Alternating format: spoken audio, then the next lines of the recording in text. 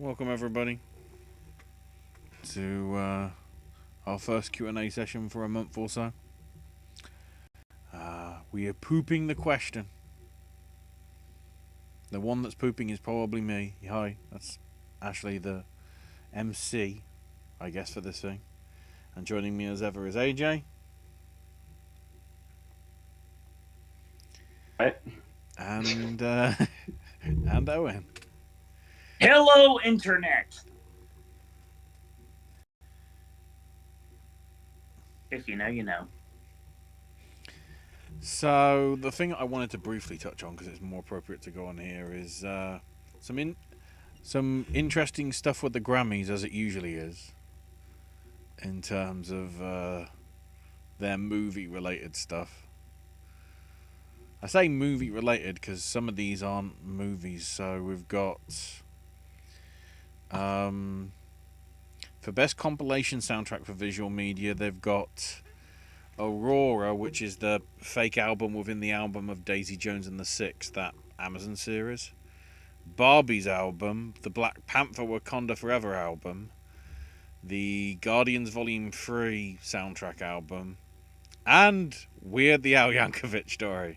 Yes!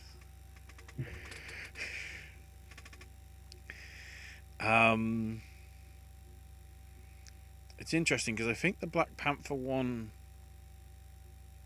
I'm trying to remember if that came out as a score album and a soundtrack album, because I can't think off the top of my head. Because then in the actual score stuff, i.e. the closest thing that we get to the Oscars, boy. So from last year, we've got Black Panther Wakanda Forever and the Fabelmans. And then for this year, we've got Indiana Jones and the Dial of Destiny. So John Williams has 2 more Grammy nominations. Along with Oppenheimer and Barbie. Apparently no other films have come out.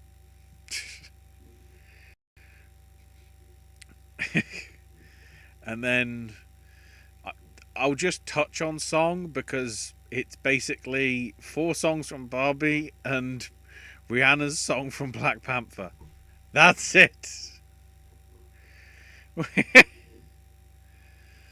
Although interestingly, the only one that I guess is, well, no, there's quite a few original ones, I guess, for Barbie. You've got What Was I Made For and Dance the Night.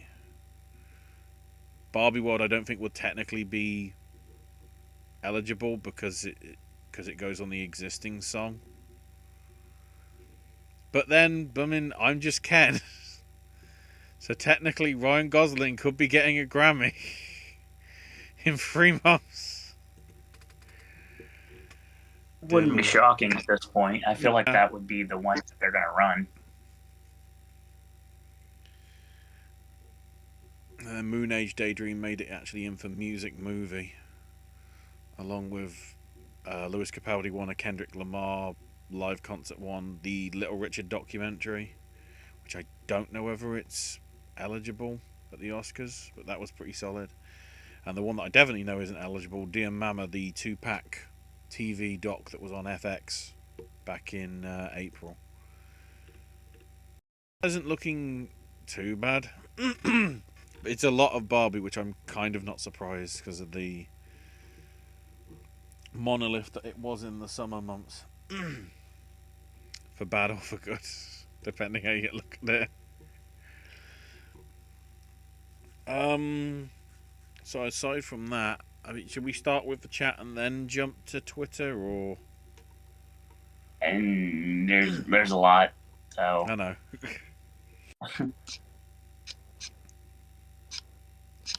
As always, we have a very vocal crowd here. What we do every single time we do these QA shows, and we have not done one in a while, so I guess it's time to go back to the archives and see what we've got. So we're going to start with Spencer.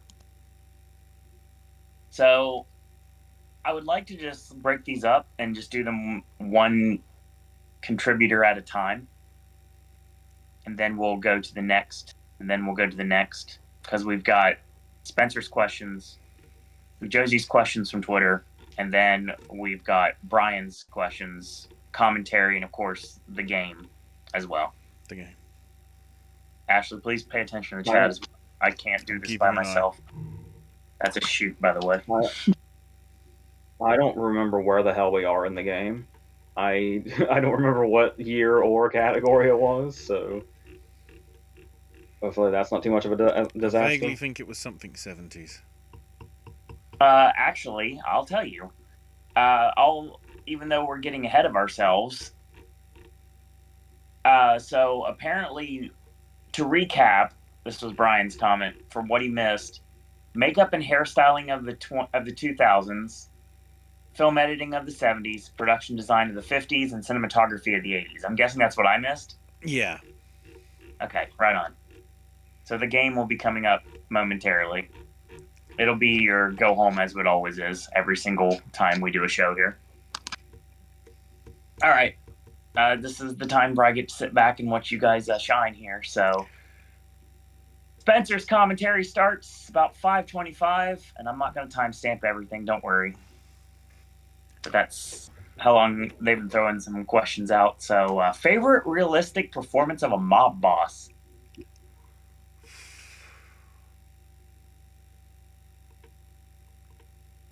Well, I'm kind of afraid to answer this because that would imply I know mob bosses to know what's realistic.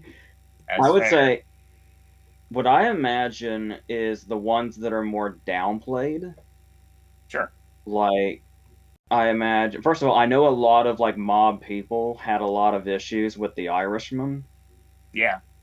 But as far as like them not being like overblown movie characters and being more downplayed about what they did, how just very straightforward he is about the thing they did, I imagine. Gandolfini in Killing Them Softly, where he's just like depressed.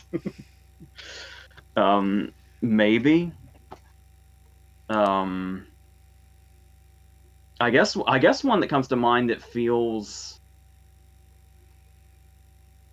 like hostile and downplayed, a performance that I'll always talk about is Pete Postlethwaite in The Town.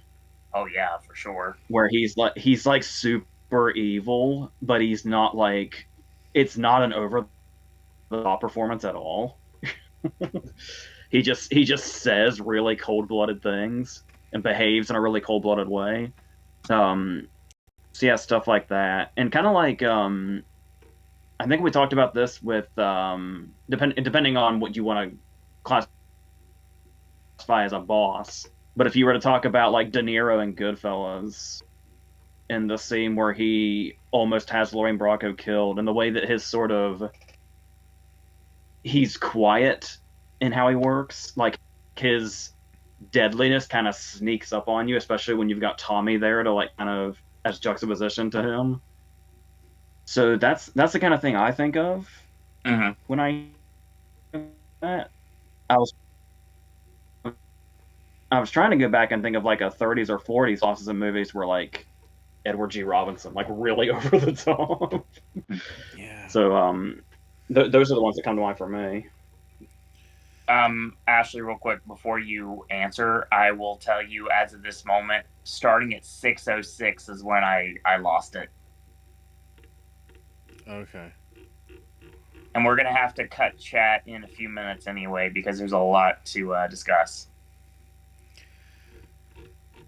I was kind of saying De Niro, but for Killers of the Flower Moon. Oh. Yeah. Because that sort of, you know, it's sort of the best sort of mob boss because it isn't. He's doing obviously the bidding and everything, but he doesn't sort of. Maybe there's one or two scenes where he sort of goes a little over the top, but nothing dramatic. And I think De Niro was he was relatively subdued, I think, with Untouchables. He didn't really go too over the top. De Niro's done a lot when you think about it. Well, yeah, I guess Yeah, because the two De Niro scenes you think of in The Untouchables are the bat scene and the scene on the stairs, which are two big scenes. But I guess everything else is pretty. Everything else is just kind of dialogue. Yeah, in that respect, I think he's probably the master of it because going all the way from Godfather Part 2, really, when he's done mob or mob affiliated stuff. Most of the time he's been relatively understated. He's somewhat understated in Heat.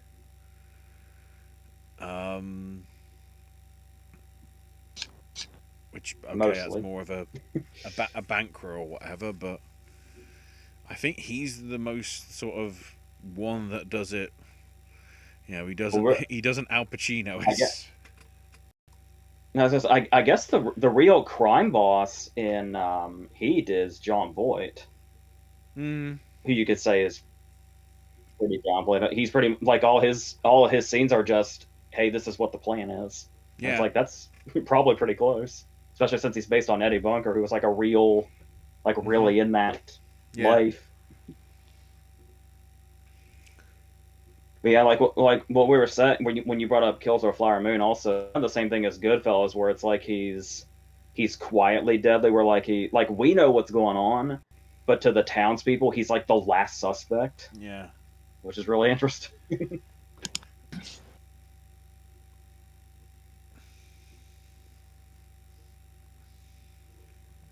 Weirdly enough, the one that I see popping up when I just randomly Googled this very, very specific question is Donnie Brasco.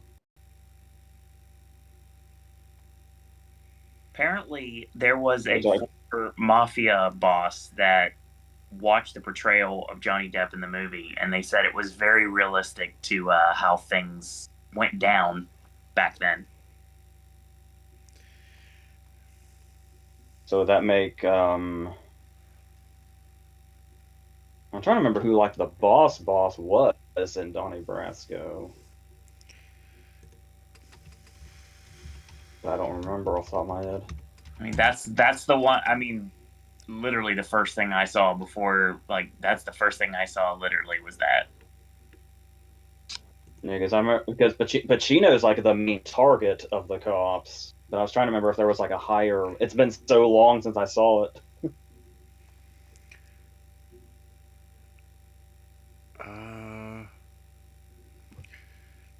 Right. Yeah, Madsen was more of a side piece to that, so yeah, I can't think of anything off the top of my head.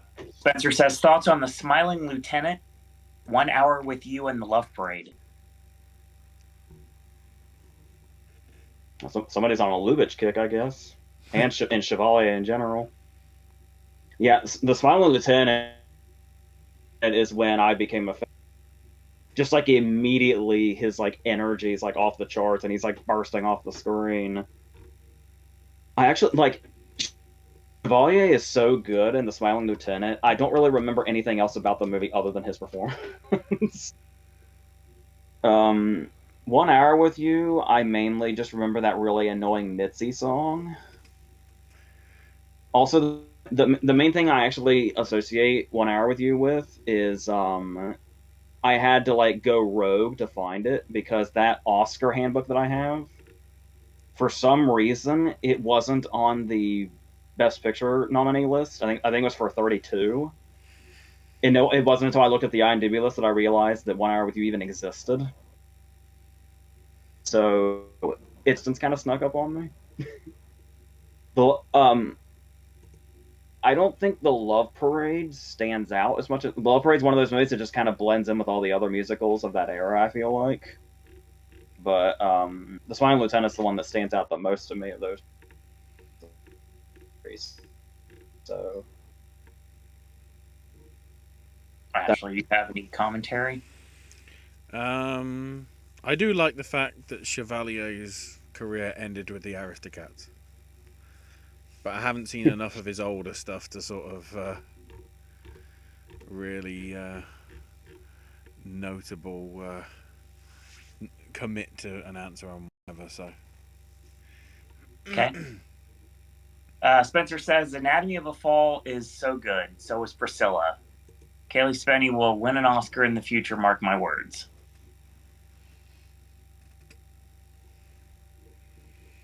I liked Anatomy of a Fall, Spencer, but I will say that it took a minute for me to get started. But once it got started, it's unrelenting. And it's got a lot of great performances in it. It's funny that Kaylee Spenny's breaking out now, because I remember when I saw Bad Times at the El Royale, it was kind of like, oh man, this is like an insane cast. This is an amazing cast. I have no idea who that girl is, but everybody else is. It's like she. In retrospect, she's making Bad Times at the El Royale look more stacked. I'm assuming you didn't get that last part. Everything froze up, but whatever. We got the bit where, in retrospect, that film looks even more stacked than it was when we originally saw the list. Okay, that's all I said. So we're good. Yeah. Honestly, Spencer, I wasn't a major fan of Priscilla. I like what they were trying to do. The performances were fine. It's just not my kind of movie, I guess. I'm a Lerman mark, so I guess that might be the problem. But it's a different way to tell the Elvis story, obviously. Go ahead, AJ. I was gonna say something that it would probably sound like an insult, so I wasn't gonna say it, even though I didn't mean it as an insult. Fair.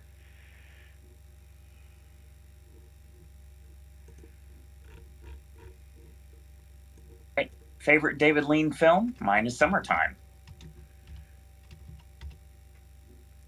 Random choice. I would easily say mine is Great Expectations, but I do love Lawrence of Arabia.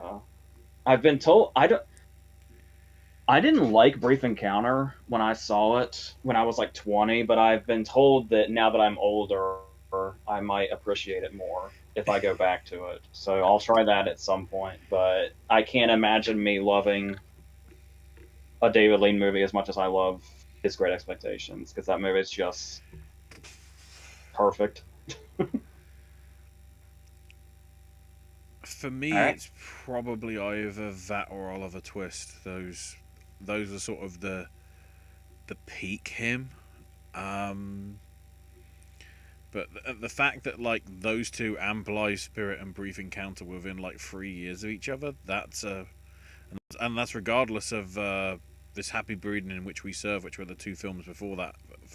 His 40s lot is really sort of, he really didn't do anything wrong. It went off at the end, the story of Cook's Anchor, some documentary film that he did. Spencer has a hot take. Dr. Zhivago was boring for me. I love The Lion in Winter, I'm in The African Queen. And I'm good. I'm good with Dr. Zhivago. I think the best part of it is the Tom Courtenay subplot and the climax. But I'm fine with it. I'm not in love with it, obviously, but I feel if it was going to get the remake treatment, God forbid, you could probably trim it maybe to 2.5 hours, and do something differently, and I think you'd still get a good remake out of it if you were to. It says something that you can trim something down to 2.5 hours. Okay. Least favorite decade for film?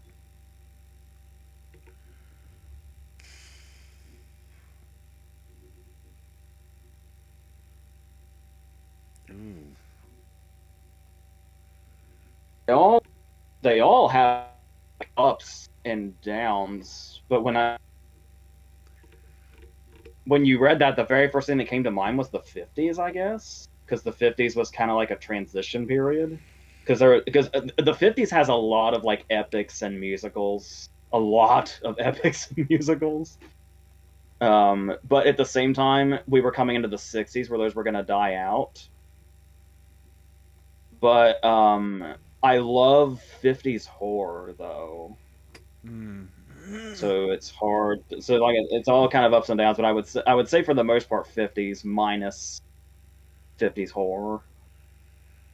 Despite my gushing of David Lean just then and the decade, I kind of want to say both the 20s and the 40s because I don't know how Hollywood and UK cinema or wherever that would have been. Ealing, I get. Well, no, Ealing would have been the 50s, but it was the post-war stuff that really sort of had some stodginess in it and whatever. You got to see sort of the best of the sort of 20s right when we got to the late 20s, you know, like Nosferatu and Metropolis and all that sort of like 29ish. So I want to say around there, and like obviously half of what you got in the 40s, there's a fair lot of. We even had bloody Sherlock Holmes propaganda films for the war effort. Like they didn't need. We're gonna get that now, you know. Sherlock Holmes and the War on Terror.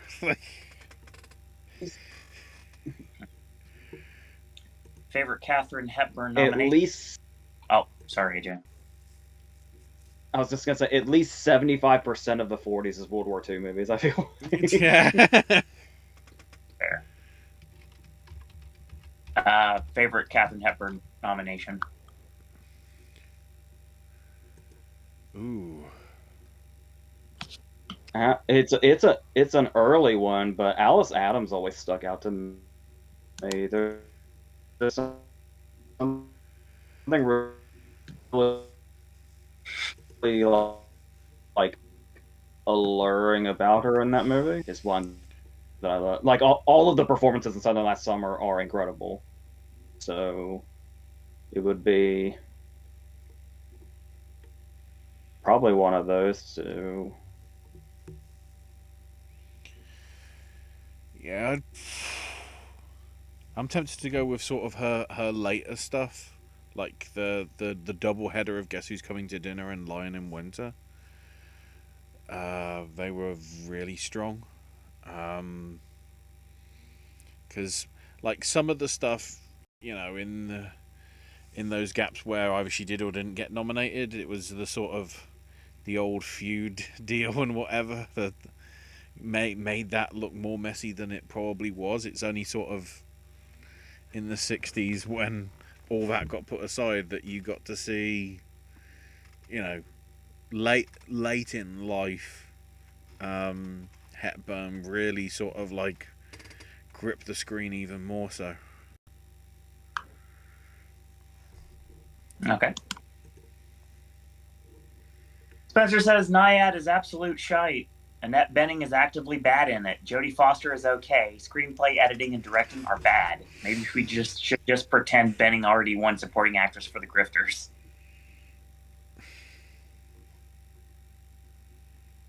Interesting. I'm still just wondering how they even portray the story. Like, how can you make that cinematic? Like, how much of it is the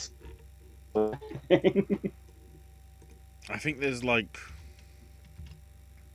cause I haven't caught it yet, but I'm guessing it's sort of probably told with various flashbacks, you know, to and from things, which I know some people weren't entirely enamored with. That it sort of jumps about maybe a bit too much rather than, you know, sticking with the, you know, jumping back where need be, but it seems like it jumps back probably too many times. It's not a Tarantino film. It kind of sounds like you're describing Sully. Yeah. I mean, maybe. I mean, maybe because, I mean, okay, Clint wasn't a documentarian. Then again, he made the 1517 to Paris, which he claims is, but whatever. Considering this is from the people that did Free Solo and everything, I guess part of it feels that it's too much sort of documentary style in sort of wanting to chronicle as much as possible, hence why they might need as many flashbacks as they did.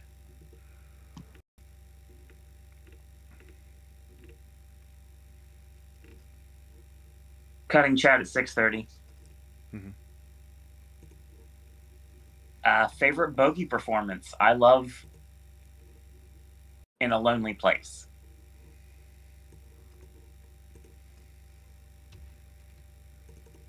In a Lonely Place is a really good choice. It may not be surprising. I really liked when he played villains.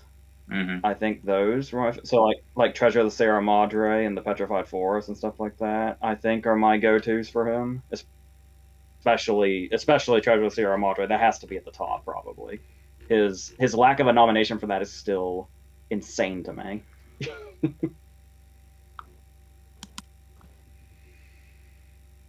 Ashley? I think the one that I really like that I think is not cut much is the Enforcer.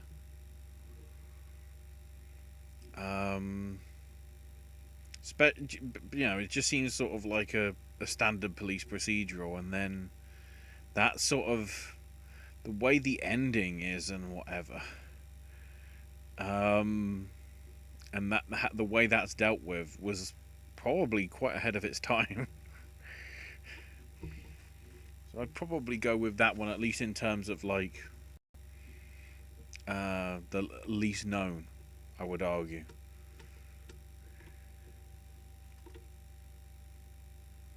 Okay. I guess I'll just be biased forever, even because of the fact that seeing it in the theater always hits every single time. Casablanca. It's one of those ones that you don't want to say because it seems too obvious, but it's not a wrong answer. No.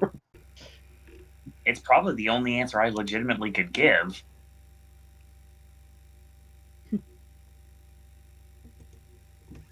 All right. And last question is now in chat. So if you're wanting to correspond to the comments that are made about questions, that's cool.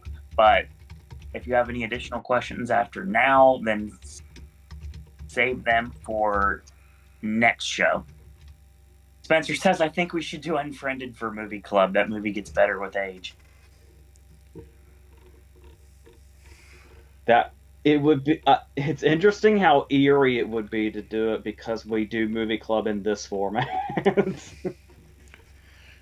I think I deal with Laura Barnes a single week on this show. And I implore you every time, do not say her name. It creeps me out. It's frightening. I remember it too. Favorite Deborah Kerr performance?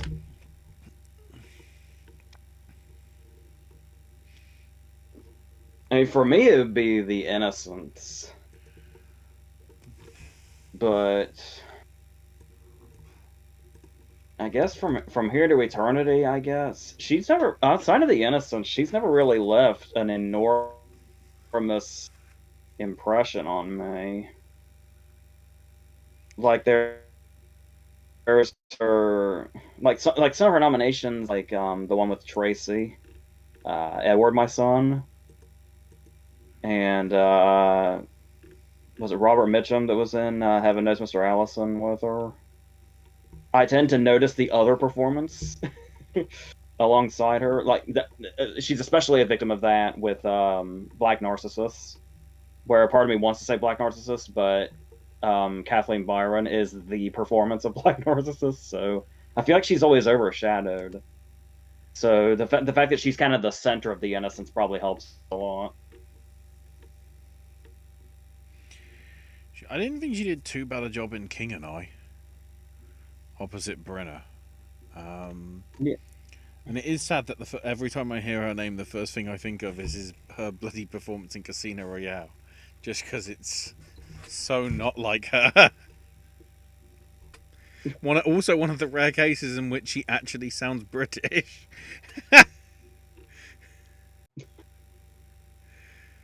Spencer says after the Marvel's $47 million opening, I think it's safe to say this is the year of original movie ideas succeeding. Hang on. I don't know. The two best movies of the year so far are based on books, in my opinion. But I get what he means. Yeah. I'm just looking Spencer at says, God, there's a lot of sequels in the top 10 highest grossing. Just because it didn't God. work for the Big Marvels didn't mean it didn't work. property. Spencer says, good to see you, Owen. Great to have the whole panel with just better vibes. Yeah, I get that. It's good to be back. Wish things were a little different, but you play the hands you're dealt. Favorite movie where characters go on adventure?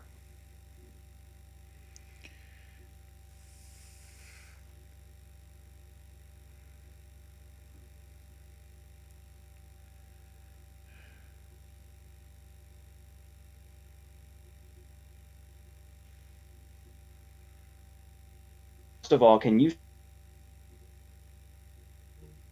No. Wait for the. Oh. Oh no. He's officially gone into blue circle territory. I need the technical difficulties thing from them in The Simpsons if I need this. That's something to add into OBS on the new computer. Real quick before AJ talks again, if that happens. New to the chat, at least new to me, is Simmons Runyon, and there's plenty of commentary that they have. And I can say, I'll answer a couple things real quick.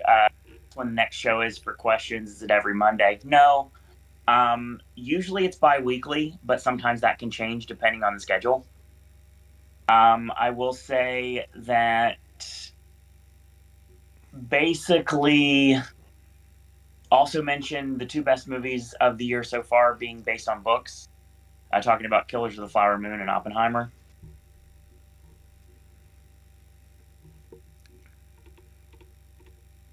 Mm-hmm. Am I here? You are here. You are coming now. in clear.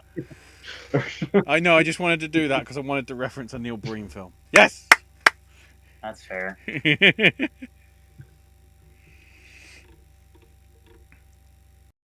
So this blinking in and out that just happened, was that a full technical difficulty or just on my side? It was a full. Okay.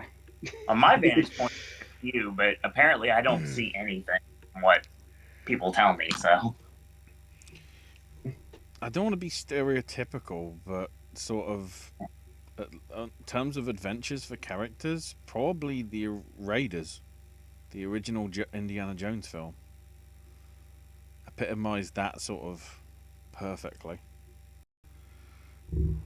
I don't think I have an answer to this. Yeah. When somebody says the word adventure, I'm one of those people where the first thing that comes to mind when I just hear that word is like the Goonies. Mm-hmm. Because I mean, this kind of a Spielberg connection, since he was like the producer. But when I look at my opinion of like the Indiana Jones movies and stuff like that, and stuff like romance, I think adventure's just not my genre. Yeah, I can see that. It's like Steven Sommers' Mummy movies are probably considered adventure also. Like anything that's compared to Raiders, I find I just don't really have an attachment to.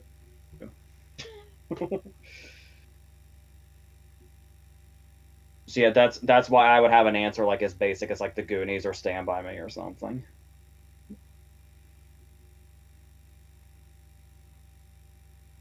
Ashley? I mean, I went with Raiders. I think that sort of, it's off of an homage to sort of, your adventure films of the 40s, but still like being fun and not, the pacing's right. There's nowhere where it's just like, well, here's the talking scene, because they're trying to get it in for awards consideration.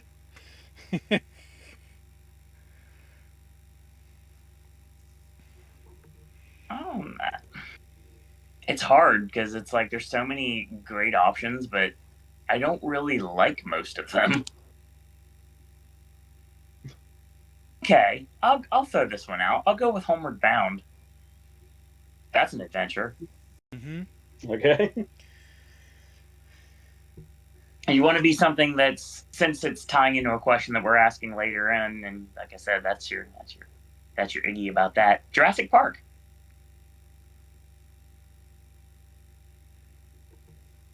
I guess that fits, yeah. Heck, technically speaking, National Lampoon's Vacation is an adventure if you really think about it. I was just gonna say since it's in the title, I'm making Adventures in Babysitting eligible for this, and I can say that as well. I thought you would go with Bill and Ted. Which by the way, I just rewatched Adventures in Babysitting like last week, and it has never lost luster. From my childhood to my 30s, that movie has never lost any luster at all. I love that so much. Ah, nice. Fine.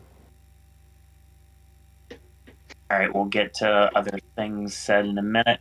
Spencer says, what's the most memorable scene from a movie for you? Ever? Yeah, this is tough.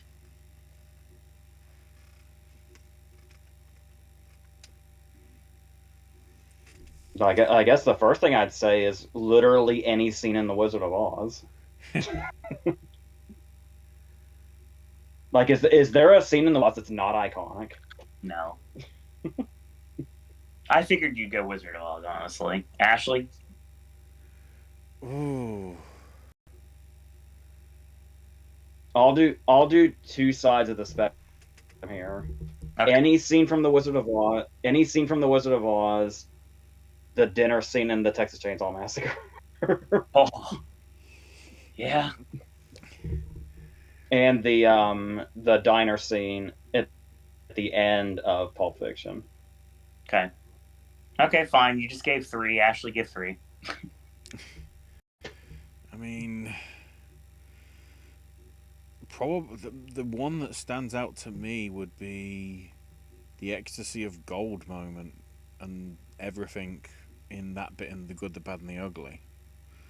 You've got the score, you've got the cinematography, you've got the editing. It's sort of everything combined. Also, only one that I've come up recently, the match shot in Lawrence of Arabia. Going from a literal match to the horizons of the desert. That takes another 2 minutes to get anywhere, but it's just perfectly done, and it shows you the sort of the scale of everything. It's scenes that sort of epitomize everything into it, even to some extent the baby scene in Trainspotting when Renton's having his come down from the drugs, and he just get the bloody baby on the. It's like the most PG friendly Exorcist you could get.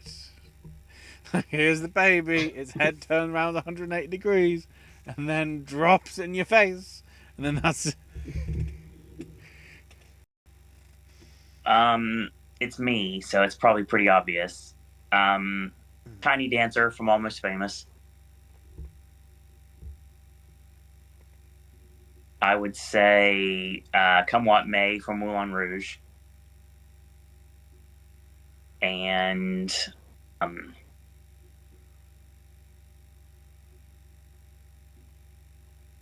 the Holden Alyssa speech from Chasing Amy in the Rain. I have literally, and AJ knows this, I have used this before in real life.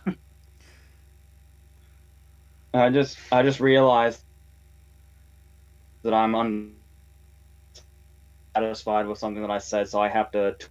I mentioned the diner scene at the end of Pulp Fiction. Mm-hmm. Every segment of Pulp Fiction has one. Yeah. That's because because that's the epilogue. The prologue has the interrogation of Brett, and then the first chapter has the needle scene. The second chapter has the Zed moment, and the third chapter has shooting Marvin in the face.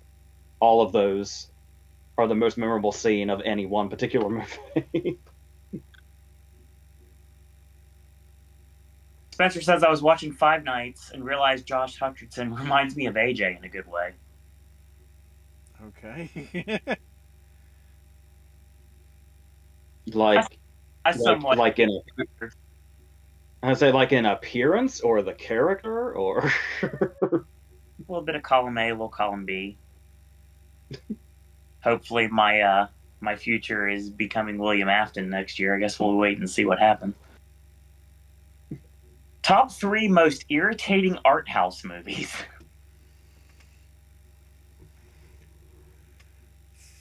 well, this could be a provocative question.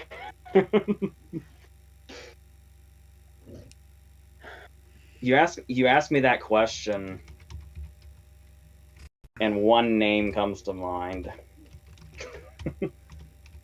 Not one particular movie, one particular name, where you could pick 3 movies from this name, and that'd probably be where I stand. I don't know if I want to say it because of how much people will be angry, but if you know me, then you probably know who I'm talking about. um,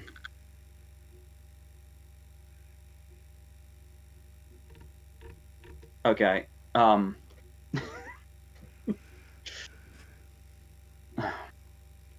It's hard to insult him now because he died last year, and I don't. And it's like, oh, you can't say that about the dead. um.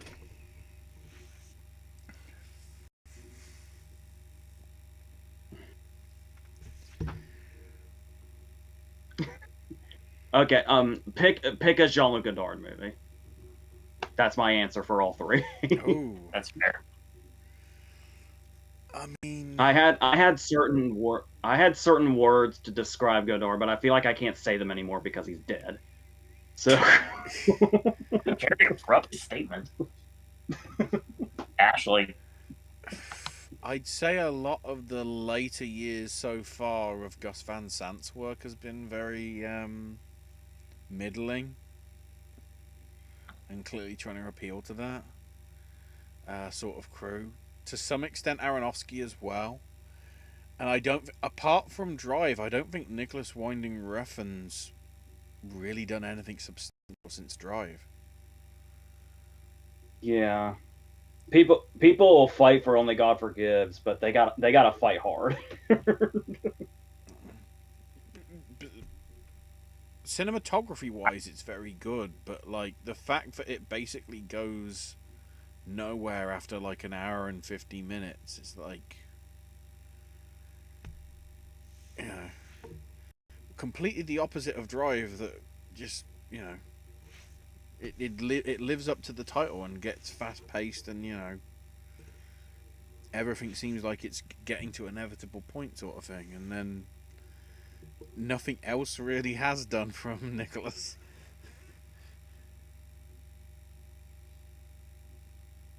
Anybody that knows me knows the answer to this question. I can only have one. I don't have a top 3. There is one extremely irritating art house movie that not only do I hate, but it's something that has soured me on the main actor in the movie, so much so that I root against him every single time. Except for this season, Josie. I think he'll be fine. But yeah, Antichrist.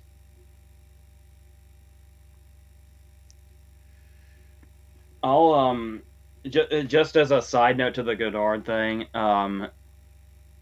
I guess I don't mind Breathless, and I guess I don't mind Weekend, but those are probably like his 2 most accessible movies, so that probably has something to do with that.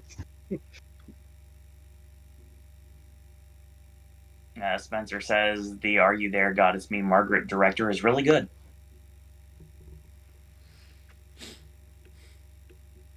All right. Favorite karate scene in a movie?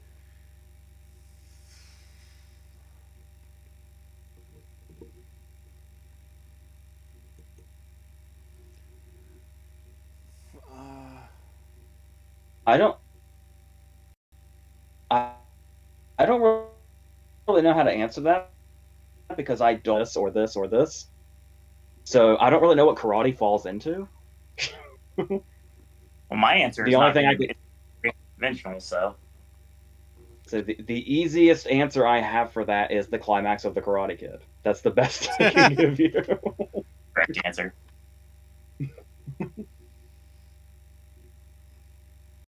Ashley? I was going to say the climax of Enter the Dragon. I figured that was coming. I feel that was sort of the strongest of at least Bruce Lee's stuff.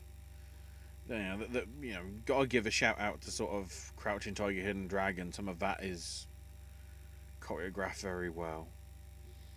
And then, of course, the most half-assed karate scene, with the golden gun, where he's just like, yeet, and jumps out a window. I'm not dealing with these cultures. I'm British. You threw two very good answers. And I'm going to come off looking like an idiot here because I'm going to go with the more haha answer of this, but it's the one that I always think of. There's a movie that came out in 1992 that most people don't even know what I'm talking about. Way before he became the most dangerous man in the world, there was this little film called Sidekicks that starred Chuck Norris and Jonathan Brandis. It was actually like when Sequest, like right when about that same time, so it was right before he passed too. So it was kind of like in the middle of everything. And I really enjoy Sidekicks, and that scene where they're wearing the white suits from head to toe and they do that double super kick. I love it. I love Sidekicks. It's great. I honestly thought you were going to say Kung Pao Enter the Fist, because That movie that's is a garbage. really good comedy one as well. What? Kung Pao is garbage. It's one of the only movies I've ever walked out of. That's a shoot. I think isn't Sidekicks the one that I have that line from the gym teacher that I really like, but I can't remember the exact wording. Where Jonathan Brandis is like running out of breath or something while they're doing exercises, and he says something like, "Don't you die on me, kid, or I'll have a heart attack and die and come in there after you," or something like that. It's funny you mentioned that because he just passed recently.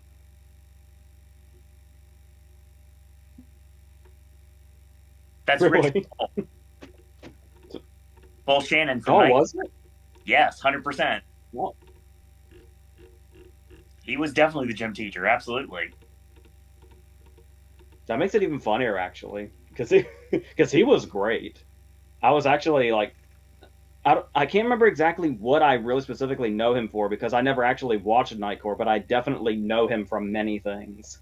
The heel is Joe Piscopo, and it is fan-freaking-tastic. Danica McKellar's in the show, the movie as well. Anybody that's a fan of the Wonder Years. Bo Bridges is his dad. So yeah, Sidekicks is great. I love that movie. I don't care.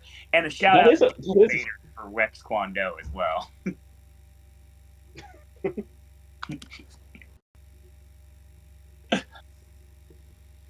I have to throw out random like that. Just how it works. AJ, do you have a favorite scene in Bridge to Terabithia?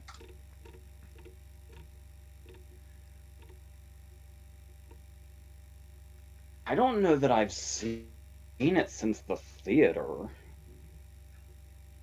I do know. I remember that's when I fell in love with Zoe Deschanel's eyes, for starters.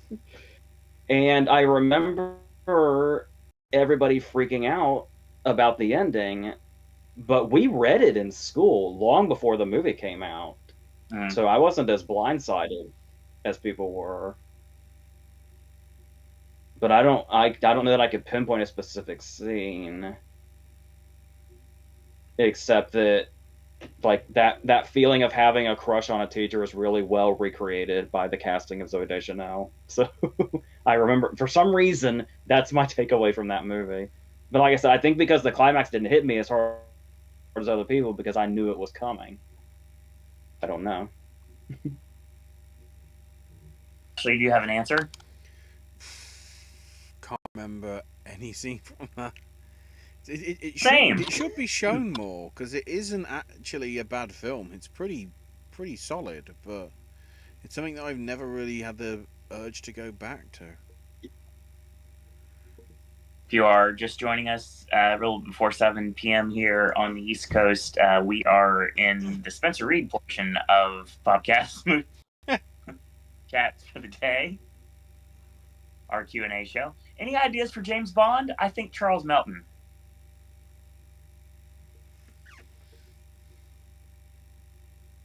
Not. I have the same answer for this every time. I don't have any realistic options, so. I'm going to stick with what I said last night. I'm going to say Clive Owen, and I'm going to be done with it. Isn't Clive Owen like almost 60? I don't care. The International needed to happen as a real Bond movie.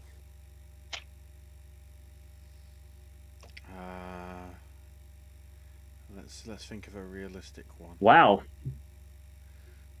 I was just speaking offhand. Clive Owen is 59, so yes, he's almost 60. God.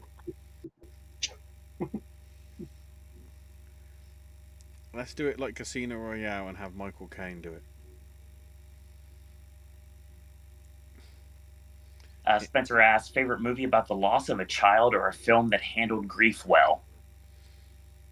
Josie's response was an interesting exploration of grief as Don't Look Now. Yeah. The 1-2 punch of it in 2001 within the Bedroom and Monsters Ball. That's a good one. That's a depressing fucking year. Yes, it was.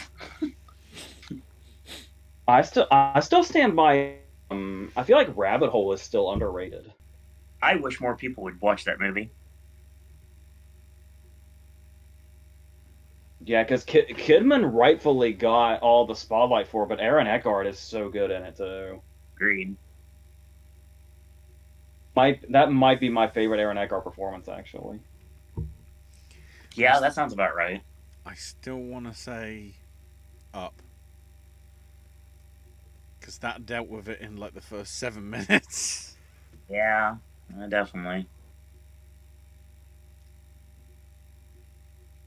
Spencer says, a woman under the influence and 3 women are on the watch list for me and my girlfriend tonight. First time watches tonight. Thoughts on these 2?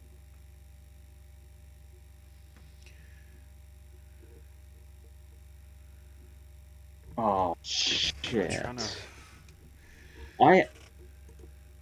I watched 3 Women for the first time last year, and I wrote my friend a whole write-up on it, and I don't know where that is.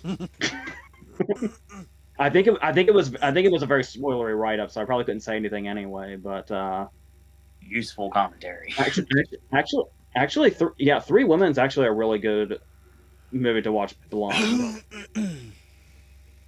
A Woman Under the Influence is. I need to be more well versed in Cassavetes than I am. I mean, Woman Under the Influence is really memorable because it is like, it's one of those movies that almost feels voyeuristic because of how just real everything feels, which was kind of his specialty. One of my like white whales is that Criterion box set of his that's so fucking expensive. It's like over $100. It was marked down to like $60 recently, and I was that close to getting it. I got something else instead. But it's been eating away at me because I think it went back up to its typical price since then, but $60 would have been a real deal on that thing. So it still evades me. But I would love to get much more into Castlevania than I am at the moment. So, Okay. but one of the influence is the one that probably stands out the most of the ones I've seen up to this point. And because obviously Jenna Rollins is on another level, especially with the realism. Ashley, do you have a comment? Woman, the influence I've seen, and yeah, that's a very good film. As you say, this it's sort of, to some extent, it was sort of Cassavetes doing like the kitchen sink drama, like Don't Look Back in Anger and Bed Sitting Room, the Joe Orton stuff that you got with the '60s, Billy Liar, that sort of stuff. That's what Woman of the Influence is, and you know, I love the kitchen sink dramas of the British '60s and '50s stuff, so it makes sense that I'd enjoy Woman Under the Influence. Spencer asks, Mike Lee, good director or overrated and boring?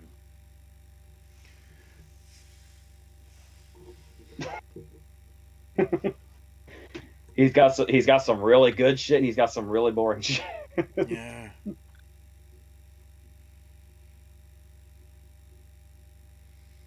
It's a shame that his next project, I would say, is Peter Lou. Because I get what he was trying to say with Peter Lou, but it sort of was a smorgasbord. Especially in relation to Mr. Turner that came before it, which was sort of the other way around. Didn't have a lot, but had Timothy Spall all the time going. Favorite movie dog?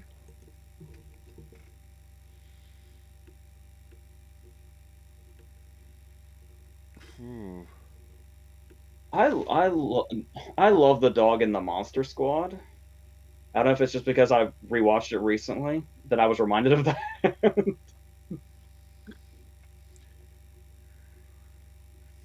Ashley? Probably Uggy from The Artist. That's the only bit I remember from that film. I just remember Uggy. I'll also always have a soft spot for Baton. At least in the instance of the first movie. I'm assuming we're specifically talking about live action dogs to narrow it down. What it sounds like.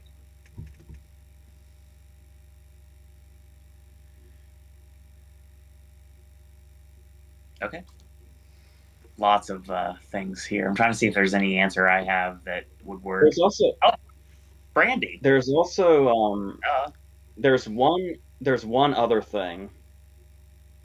And I know it's basically the epitome of people that complain about people that would take human violence over animal violence in movies. There is a very dark and disturbing serial killer movie I think it's called Anx. Don't quote me on that, but I think it is, where basically the entire movie is a killer has just been released, and the first thing he does is go to a house and kill a family. And the whole movie is him killing this family in real time. And throughout the entire movie, there's a little dachshund running around. And it's like, while this whole movie is like an hour and a half of horrific murder in real time, all I can think is, please don't hurt the dog. And he never hurt the dog. The dog survives the movie. The dog wins. And it's like, I understand. It's like, I understand the debate of what's our threshold for what kind of violence we see, and why do we lean more towards animals than humans. But that's how I felt about that movie. That's what I took away from it. This is the weirdest version of Battle Royale I've ever seen. The dog won. I guess I'll just go with Brandy and make it easier. Oh, yeah. As I look through the list of various dogs from movies. Hercules from The Sandlot comes to mind. Fred from Smokey and the Bandit. That's a good one. I think Fred's probably probably my legitimate answer, actually. As we move forward. Favorite use of CGI in a film?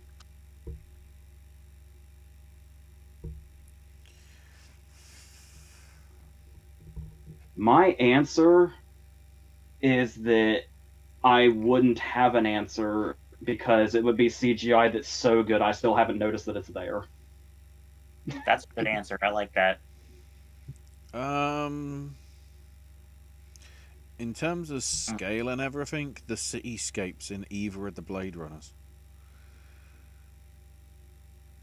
More impressive when you think of the one, in 79 or 82, depending which version you watched.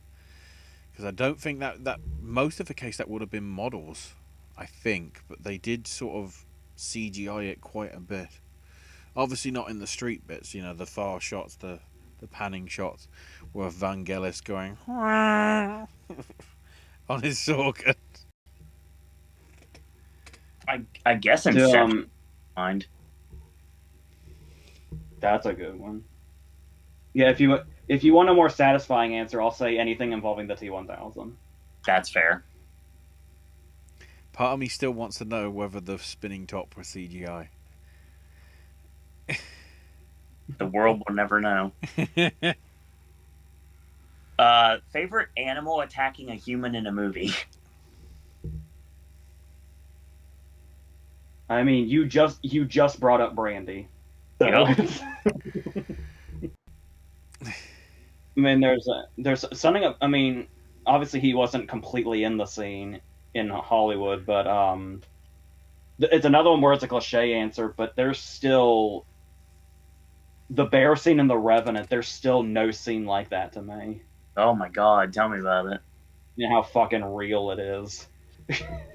How fucking real is, I mean. But yeah. Ashley, do you have an answer? I kind of want to say, I think it was Return of the Pink Panther. With the whole, does your dog bite? No. It bit me. That's not my dog. Nice. All right. Josie's response, as far as animal attack, I think the edge is a go-to answer. And Spencer says, I'll have to check it out.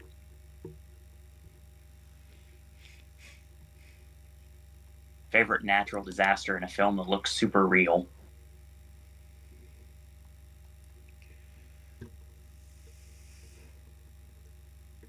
People hate the movie, but the earthquake in 2012 always really stood out to me.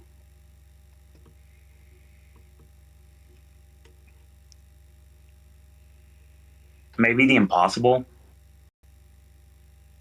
Yeah. I think that's a really good one, actually, especially just the visual of it itself.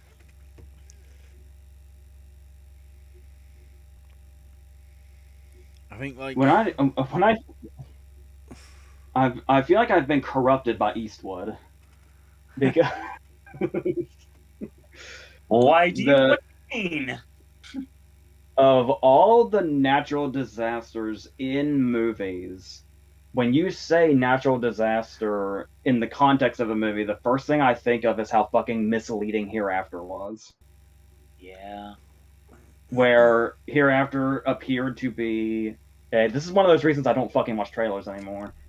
Where Hereafter appeared to be a really insane natural disaster movie. There is a tidal wave in that movie for about 20 seconds, and the rest of the movie is some of the dullest shit in Eastwood's filmography as a director. Fair. Spencer says, favorite Spy Kids film, least favorite. What makes a good Spy Kids movie?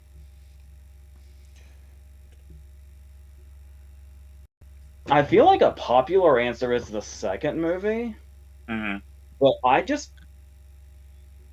I've seen I could still tell you full lines of dialogue from the first movie because I saw it so many times. Mm-hmm. I think I've only seen Spy Kids 2 all the way through maybe twice. One of those times being in the theater.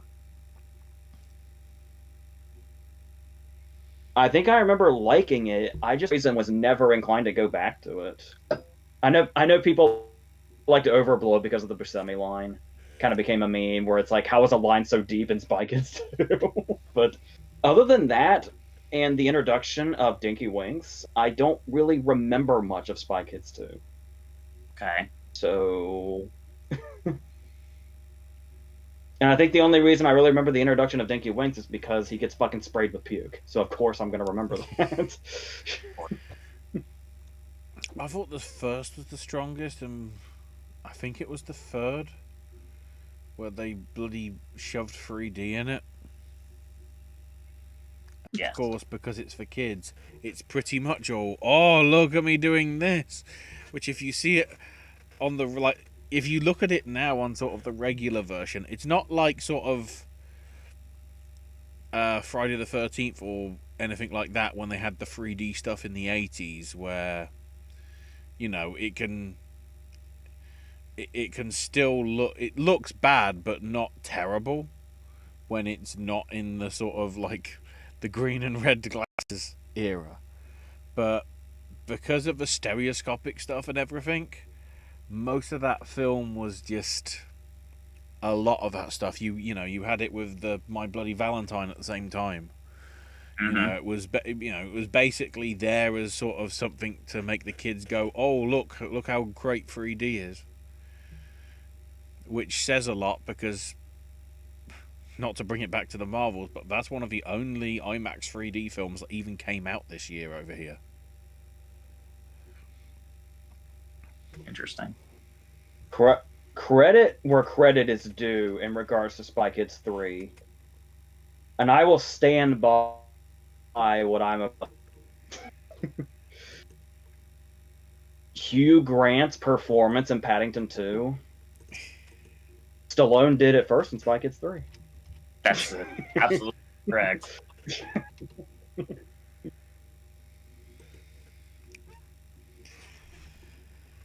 All right. And It's the only good thing to mention about that bloody 3D bullshit. He chimes in Cloak and Dagger is in a way a Spy Kids film. If you want to do that, I'd say Shark Boy and Lava Girl is as well. Cloak and Dagger has the highest body count of any kids movie I have ever seen.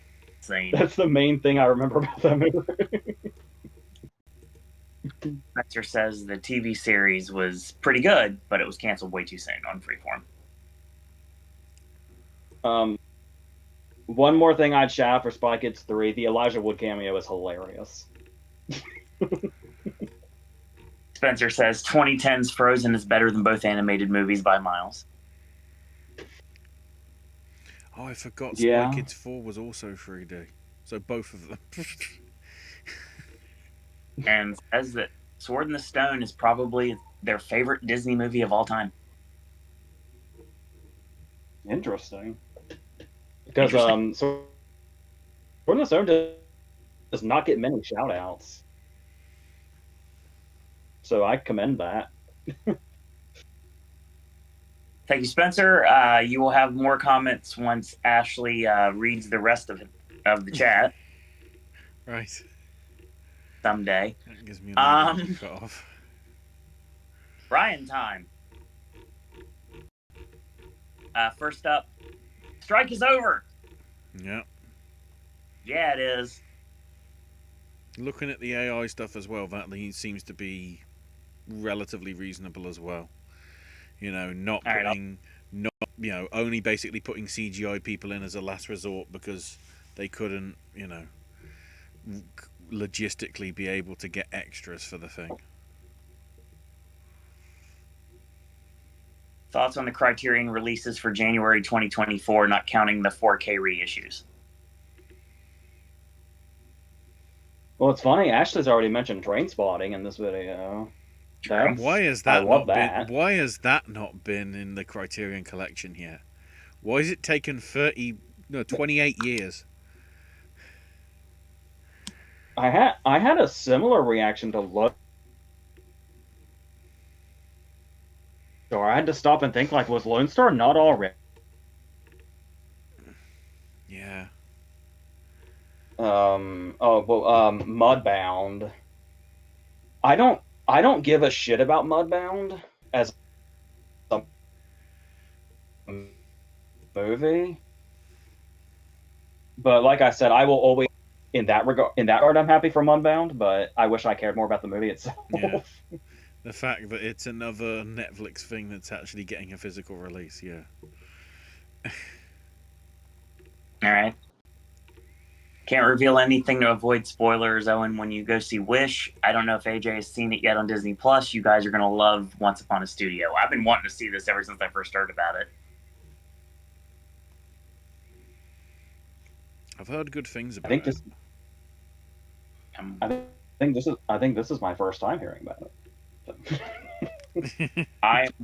I'll be watching Wish on Black Friday, like I mentioned last night, with Napoleon and Saltburn afterwards. Fun day. Speaking of Criterion, I got 3 last month from the flash sale: The Bridge from '59, The Servant, and my first Charlie Chaplin movie I've ever watched, Limelight. Have not seen The Bridge yet, but I've been really interested in it since it got name dropped in Once Upon a Time in Hollywood's book, where there's a whole chapter devoted to how Cliff loves foreign movies and goes to see foreign movies. And as somebody who was in World War II, The Bridge, the only movie to move him to tears for the German side of World War II, and that made me really interested to see that movie. Fair. Servant and Limelight. That Bridge is one I need to catch up on as well, but Servant and Limelight are really good. Brian's last Is it? person. Oh, good. Go ahead, Adrian. Limelight being your first Chaplin is probably an interesting experience. Yeah. It's an interesting starting point. Okay. Brian's last personal Oscar lineup of 2010 to 2022. Animated, documentary, or international feature. I'm going to guess here that the one is the winner. Yeah. That makes sense. So 2010 is Restrepo, Toy Story 3, Enchantés, How to Overrate Your Dragon, and the winner is Gasland. 2011, Paradise Lost, 3, Purgatory, Puss in Boots, In Darkness, Kung Fu Panda 2, and your winner was Helen Back Again. Oh. 2012, How to Survive a Plague, Amour, Frankenweenie, Wreck-It Ralph, and the winner was The Invisible War. 2013, Ernest and Celestine, The Croods, Broken Circle Breakdown, Despicable Me 2, and the winner is The Missing Picture. 2014, Tangerines, Citizen 4, Ida, How to Overrate Your Dragon 2, and the winner, Finding Vivian Mayer. Good doc. That whole lineup's pretty good, with the exception of How to Train Your Dragon. 2015, Inside Out, Thebe, Mustang, Son of Saul, and Shaun the Sheep is the winner.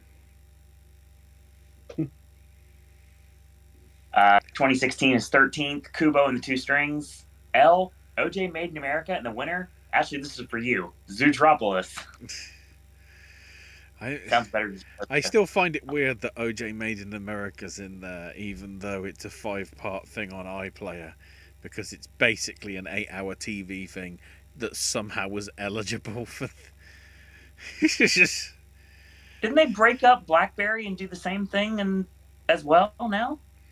I don't think it ever got released that I'm aware of as an 8-hour thing, like BlackBerry did. I've only known it be 5 parts, but that's because it never actually got a cinema release over here. It don't get me wrong, it's a fascinating documentary, but like, if they did an 8-hour one, like, do they have breaks in that? Considering Scorsese's getting in a hissy fit over his film having breaks, but it's double the length. 2017, The Insult, The Square, Strong Island, The Breadwinner, and the winner was Coco. 2018 is Roma, Incredibles 2, RBG, Spider-Man Into the Spider-Verse, and the winner is Never Look Away. 2019, I Lost My Body, Missing Link, The Cave, Honeyland, and the winner was Toy Story 4. Personally, I'd probably switch Toy Story 4 with Missing Link. Yeah, I didn't watch any of those. Anyway, 2020, My Octopus Teacher, Crip Camp, A Disability Revolution, Onward, Wolfwalkers, and the winner is Another Round. I just realised Parasite didn't make it in the list in 2019. Does not. Now, that's interesting. So 2021 was The Yak in the Classroom. Hang on, where is he? Quick. Of course. Yak! Oh, we're done. Close enough. Raya and the Last Dragon, Flea, The Worst Person in the World, and the winner was Drive My Car. Good list. Josie chimes in, Drive My Car is another good exploration of grief and the healing process. One of the best ones in recent years. Yeah, I agree with that.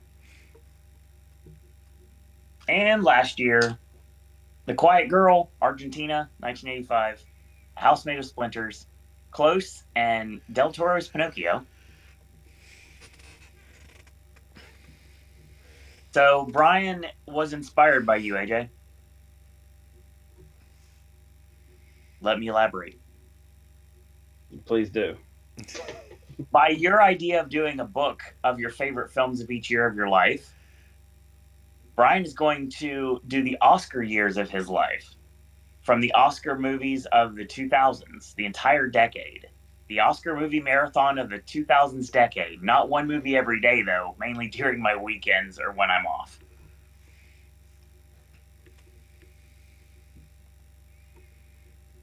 All right. Ashley, you have everything else, but let's go to Josie now. Just finished reading Elsie Pittock Skips in Her Sleep by Eleanor Farjeon. It was a really creative fairy story. I'm now reading Four Dolls, an anthology of 4 doll stories by Rumer Godden. Finished reading Presumed Innocent by Scott Turow. Fun fact, Turow is a lawyer. So far, there's a lot of large jargon in Presumed Innocent, similar to how Michael Crichton incorporated his knowledge of medicine into his novels. Of course, he was a doctor. Have you read any Michael Crichton? I've read Jurassic Park. AJ? I've read a little bit of all things Timeline. That's unique. And it's a little hard. I keep forgetting. I keep thinking that he wrote the novel for Coma, but I think he just wrote the movie and not the.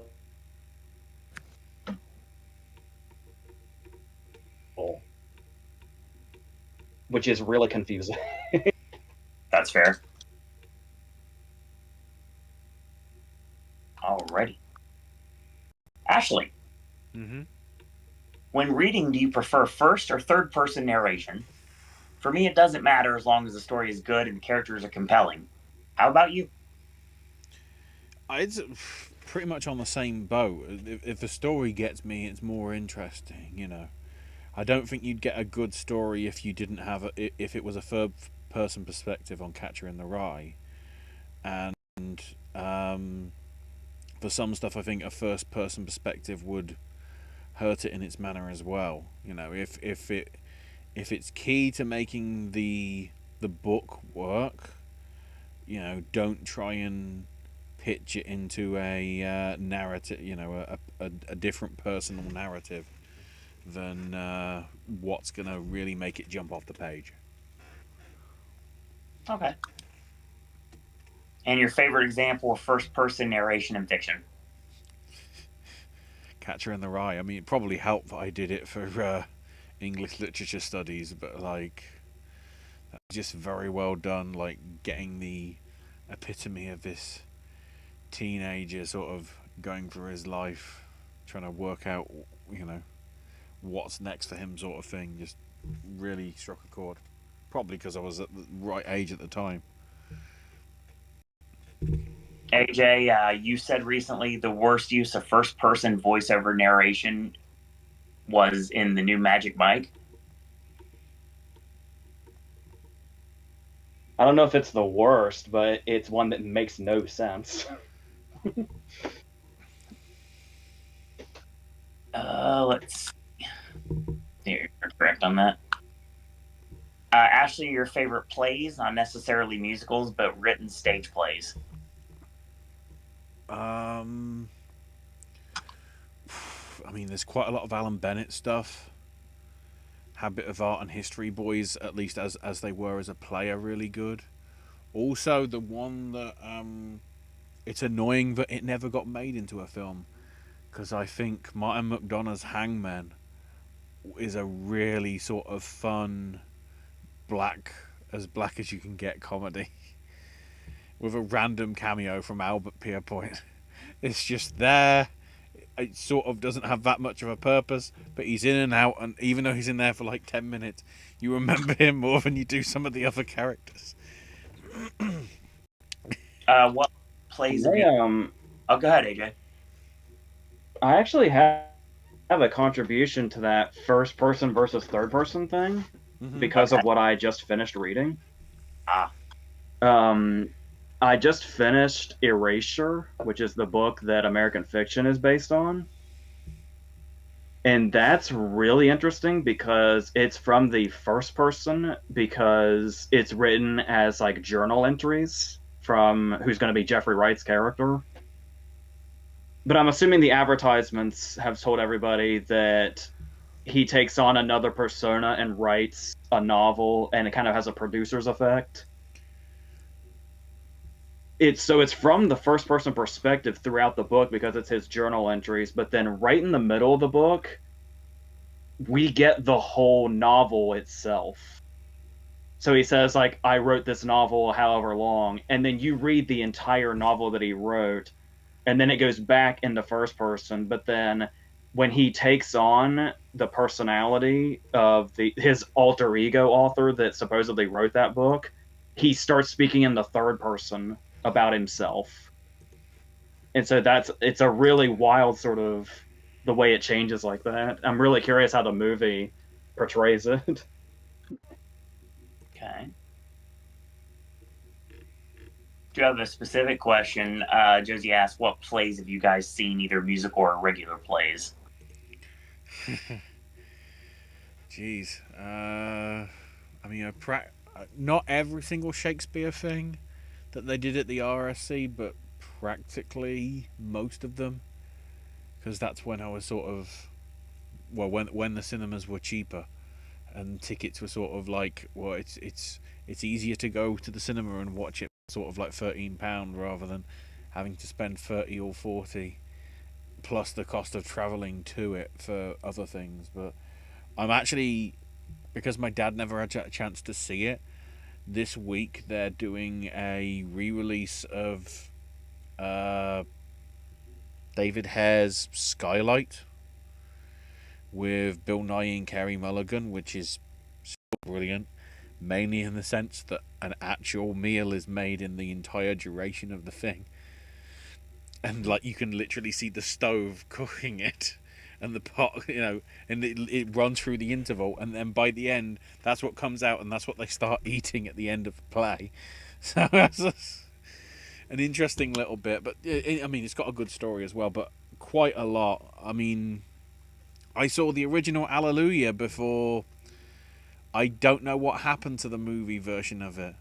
The heart of it's there, but then it sort of like changes the sort of the plot altogether, and then there's the tacked on COVID ending, which I didn't entirely think was necessary to some extent.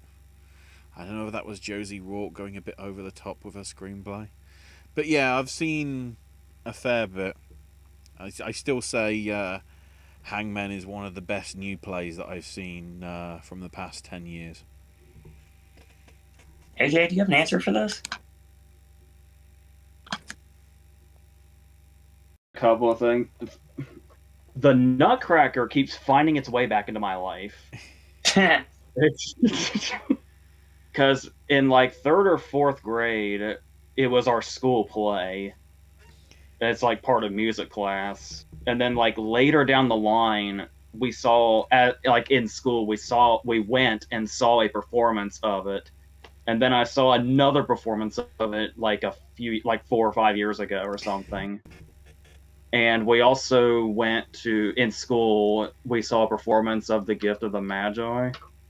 Hmm. That's all I can remember, but I No, feel like there were more in there. It wouldn't have been. With the exception of that performance of the Nutcracker. I don't think I've seen any outside of school trips. Nutcracker's So always fun because whether it's the ballet version or the opera version that they have, they only do it every 2 years, at least live in cinemas. The following year they just air what happened 12 months before because it's easier.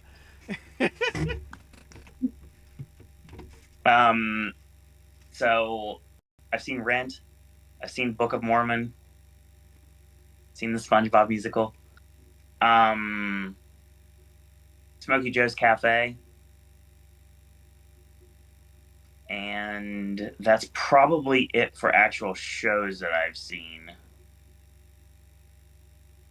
There's a lot of other things I've wanted to see, but I haven't had a chance to because price point was a little too high. I'm trying to see Moulin Rouge in February, so it's like literally one of my favorite time. I've been waiting forever for the play to come here, so hopefully I'll get to.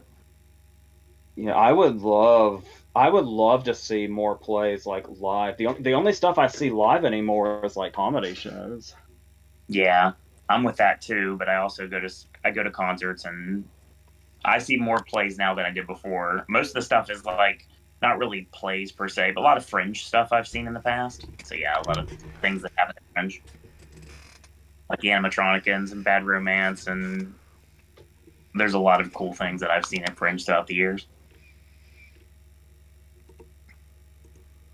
Ashley, favorite BBC adaptation?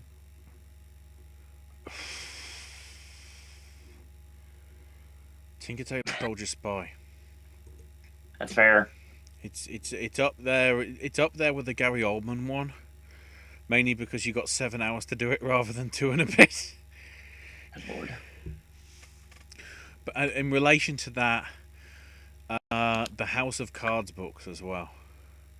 I think the Urquhart sort of story, the trilogy as it is stronger because it stays sort of more true to those stories because they are written perfectly like a trilogy. But of course, when it was Netflix and everything, we had to spin it out to more. So it's sort of, and then of course with the spacey stuff, then it had to sort of jump the shark a bit and go totally away from the script. Do you have large type fiction in the UK? Have any of you read any books in large type? I'm not an old lady, but I prefer large type because the print for regular adult fiction can be so damn tiny. I don't think I've read any, but I would have When certainly picked up a the couple of first books. 'Cause time I were... read Go AJ. the first time I read No Country for Old Men and 11/22/63, they were large print books. Oh, okay. I probably picked up a couple of them because they were either in the charity shop thrift store or something, or reduced to clear because they were getting rid of them in certain shops. So I probably have them, but I haven't read them. Okay. Favorite illustrations in a book, either adult or children's fiction?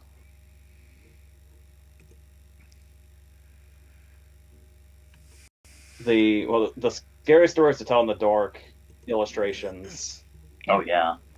never leave you. Oh.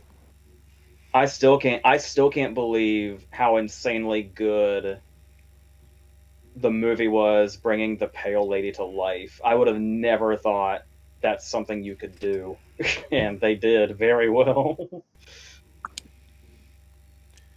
I'd say any of Quentin Blake's illustrations, predominantly his Roald Dahl stuff.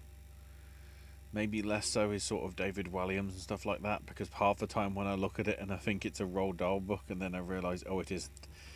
Just because that's how iconic the front covers were of the editions that sort of came out in the 90s when I was getting them all. Maybe the Beverly Quimby Ramona books. Very understated, but something I remember greatly and vividly when I was growing up. Josie says, go ahead, AJ. There's something I wish I could remember, but I think I've even Googled it and looked for it, and it's almost like I dreamt of this or something, but I grew up with a book for A Christmas Carol, but it was like a children's book version of it, and all the illustrations were of like mice, and like Christmas present was like an owl. They were all animals, and every time I hear A Christmas Carol in any variation, I still see those illustrations with the characters, and I don't know if that book still exists or even where the hell it is or what it is, but yeah, it may just be some weird memory that I have, because I've looked it up and I can't really find it. So if anybody comes across that, that always stuck with me. All right. Josie says, my new place is super nice. Good to hear. Good to hear. Favorite scene in a movie where someone moves into a new place?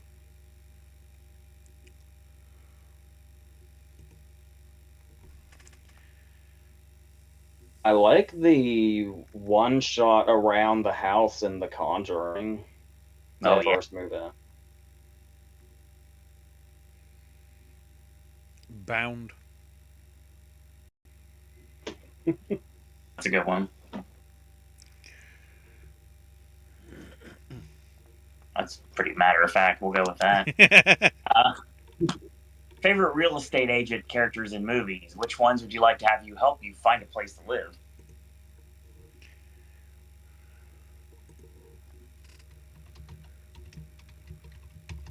You know characters that you love to hate? Yes. I love to hate Jane from Beetlejuice. Oh, yeah. I wish she had some sort of comeuppance, but oh well.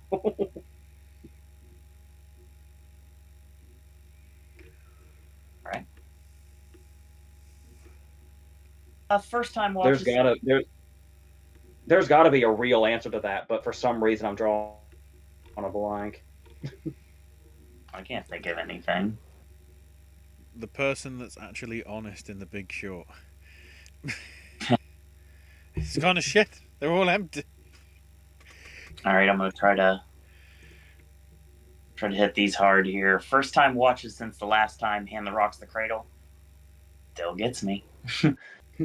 The Gift, Dracula's Dog, Tarot the Dragon Boy, Bright Road, Seventh Victim, They Live by Night, Bluebeard from 44, 1951's Prowler, The Long Goodbye, The Bedroom Window, Angel Heart, LA Confidential. The first three titles were a Halloween triple feature. Yeah, I counted 3 Curtis Hansons in there, continuing from yesterday. God. Giovanni Ribisi is a hit or miss actor for me. Sometimes he goes over the top, but I loved him in The Gift. What a heartbreaking performance.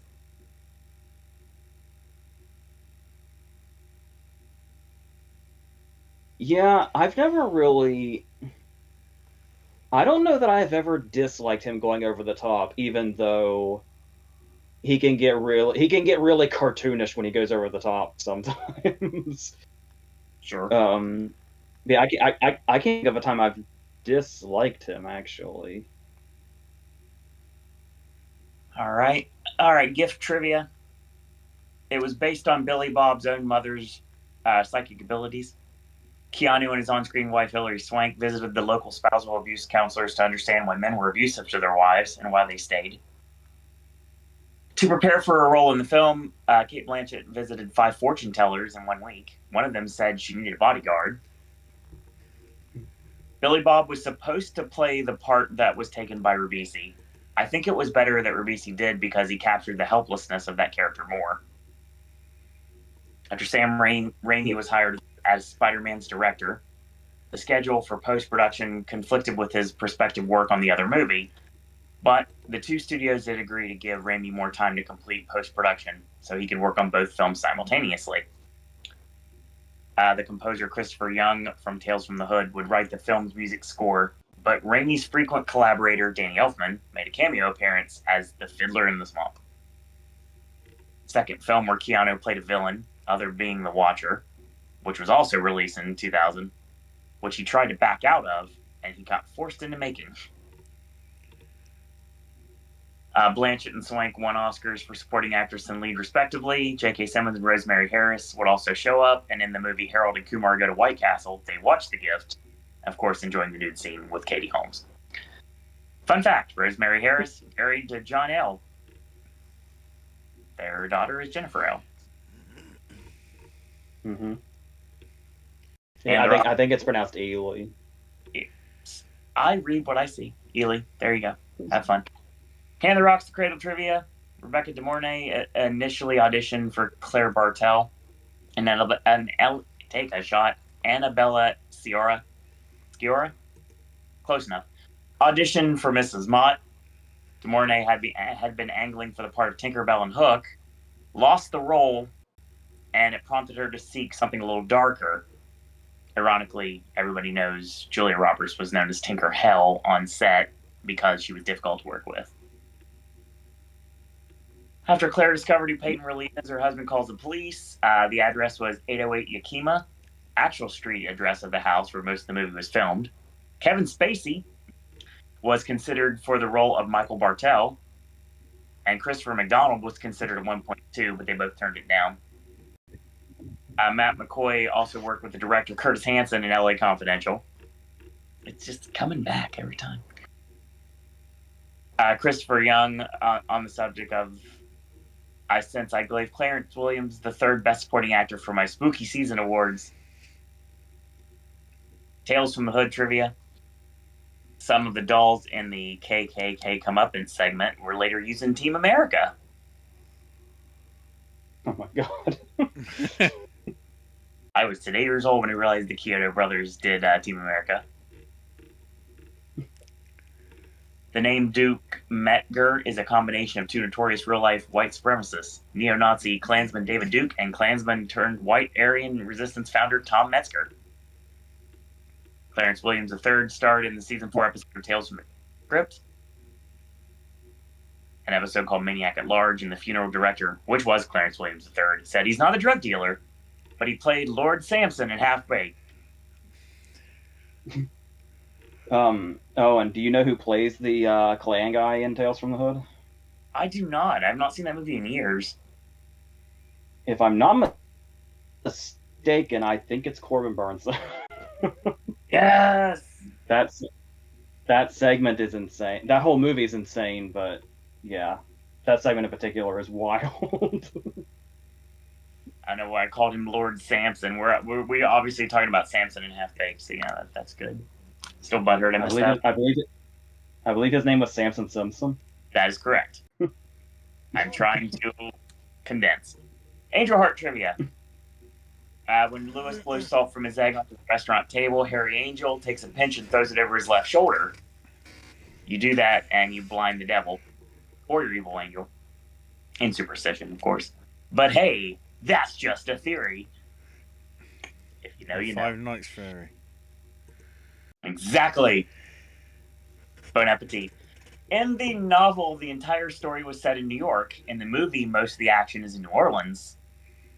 Yeah, there was kind of a house based on it, loosely. This change was suggested to Alan Parker by William Hortzberg, the author of the novel. This film was the impetus for a feud between De Niro and Mickey Rourke. First and last time they worked together, neither had many kind words for the other since. It stems from De Niro refusing to talk to Rourke off camera, feeling this would be detrimental to their scenes together. Rourke took it personally, hasn't been shy about it, and publicly badmouthed De Niro since. Bad blood has been endured for decades, and in 2019, Rourke accused De Niro of blocking him from taking a role in The Irishman. Interesting. Rourke once said, "I don't look up to him no more. I look through him." De Niro's performance as Louis Cypher is supposed to be based on his friend and frequent collaborator Martin Scorsese. And in the movie, Johnny Favorite's birthday is February 14th, same as the director Alan Parker. But in the novel, it's June 2nd, but it's the author's birthday. RapidFireQuestion.com, let's go. Favorite movie or TV scene involving a payphone?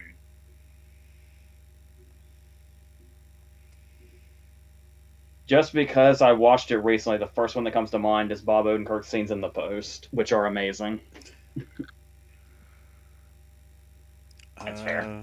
Die Hard with a Vengeance. And of course, the entirety of Phone Booth and Dumb and Dumber all have to be mentioned as well. The entirety of Dumb and Dumber. I have 4 words for you: glass case of emotion. Yeah. To this day, I still use that reference. I also like the scene between Gyllenhaal and Chloe Sevigny and Zodiac on their first date. Spider-Man 2 is her answer. There's a lot of them. I'll give you another one, too, just because it's on brand for me. Get Smart. Yeah. Favorite scene in a movie involving a refrigerator? Ghostbusters. Yeah. Requiem for a Dream comes to mind. Yeah, that's a fair one. Actually, Ghostbusters and Brain Scan. Buddies forever. Yeah. SpongeBob Suds episode where he leaves the fridge open overnight and gets the suds. Good God. Fairy Face Off. Which movie fairies would win in a fight? Or alternatively, a dance competition.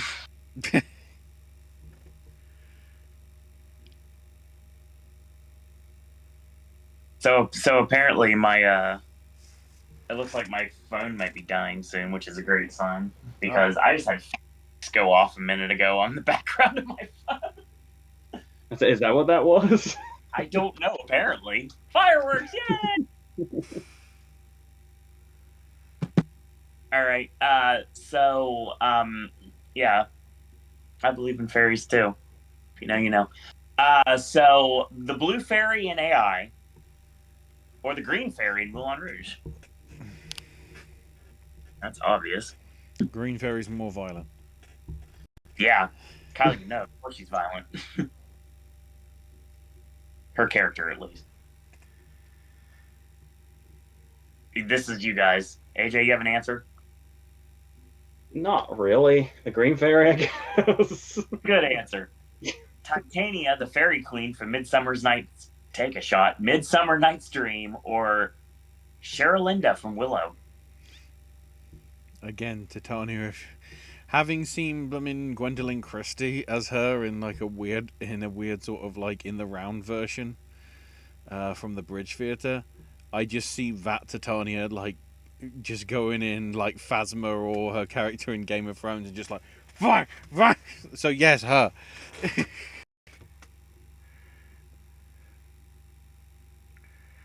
To be totally honest with you, I have no memory of Willow. I need to rewatch it. That's fair.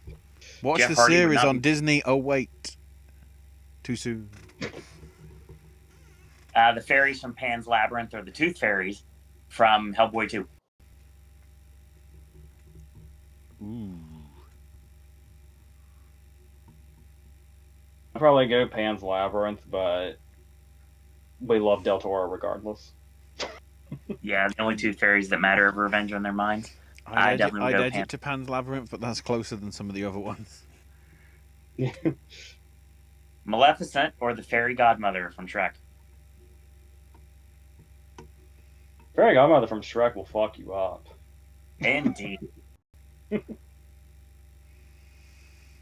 If we're talking Maleficent from the original animated Sleeping Beauty, she'd win. If it's Angelina Jolie, Jennifer Saunders wins all the way. The answer is yes. Sorry, no. Femme Fatale Face Off.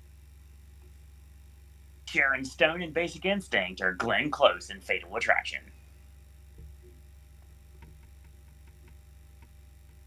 Who the thing is, who would like fight? Who would kill the other? Essentially, Yes. probably Sharon Stone. She has not. I think she's going to win.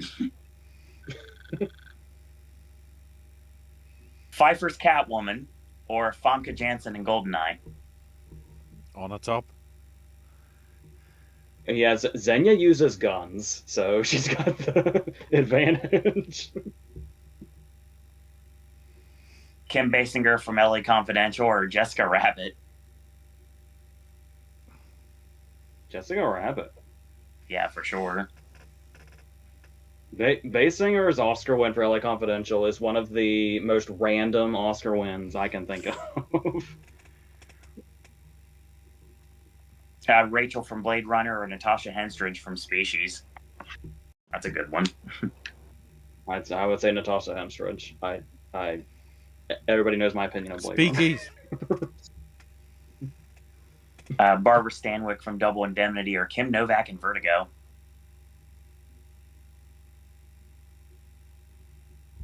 Well, Kim Novak's being orchestrated, so I would say Stanwyck. Same. Okay. Lana Turner in The Postman Always Rings Twice or Jane Greer in Out of the Past? Out of the past. Maybe Postman. That's a close one. And Kathleen Turner in Body Heat or Nicole Kidman in To Die For? The answer is Kidman, but God, Turner in Body Heat is, that woman's not right. Turner might just have the edge. Ashley, you have the rest of the questions? The rest of the comments? I think so. Before we go any further, Josie's last two things before we get into what Ashley has. My personal illegitimate Grammys for not songs of this year because I don't like a lot of modern music. Yeah, neither does TikTok. But older songs I've been listening to. Artist of the year, Jimmy Buffett. Album of the year, his entire discography. Song of the year, second best Oasis song ever, Champagne Supernova. I'm an Oasis mark. I'm allowed to say that. Imagine if Jimmy Buffett did a Bond song.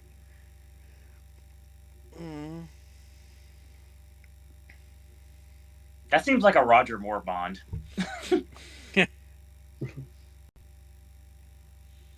I guess I just got Boat Trip on the mind. James Bond Margaritaville style. The name's Buffett, Jimmy Buffett. He has a parrot that shoots out weapons from his or her beak.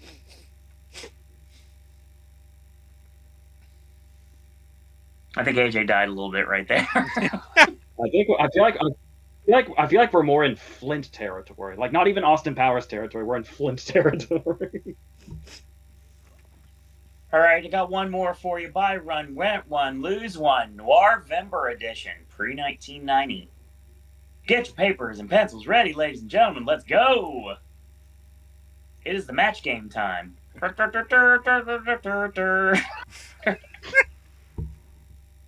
feel like this is our private parts portion of the show. Blank a doodle do. I say it's funny that's the one you went with because the favorite thing I heard was Robin saying, "I've got cock."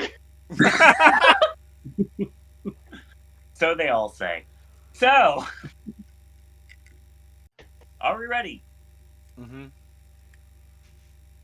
Double Indemnity. The Maltese Falcon. Laura. Out of the Past. Get Carter. Sweet Smell of Success. The Verdict. The Long Goodbye. The Big Heat. Ace in the Hole. And Touch of Evil.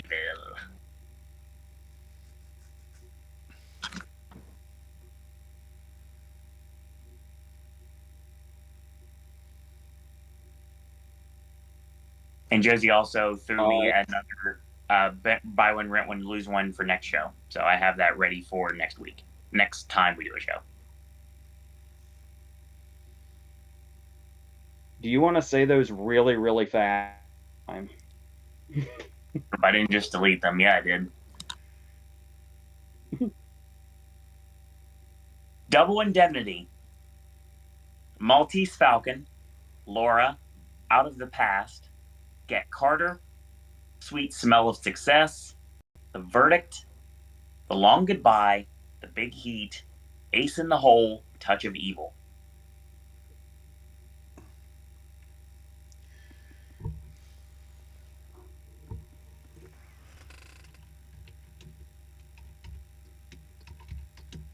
Oh my god. You know, honestly, I think Out of the Past is at the top for me. There's something about that movie that's so entrancing to me. And villain Kirk Douglas is like one of my favorite things. Which makes Ace in the Hole also like really high. I would probably say Out of the Past at the top and then the Maltese Falcon. And is The Verdict the Don Siegel movie or Lumet's movie? I wonder.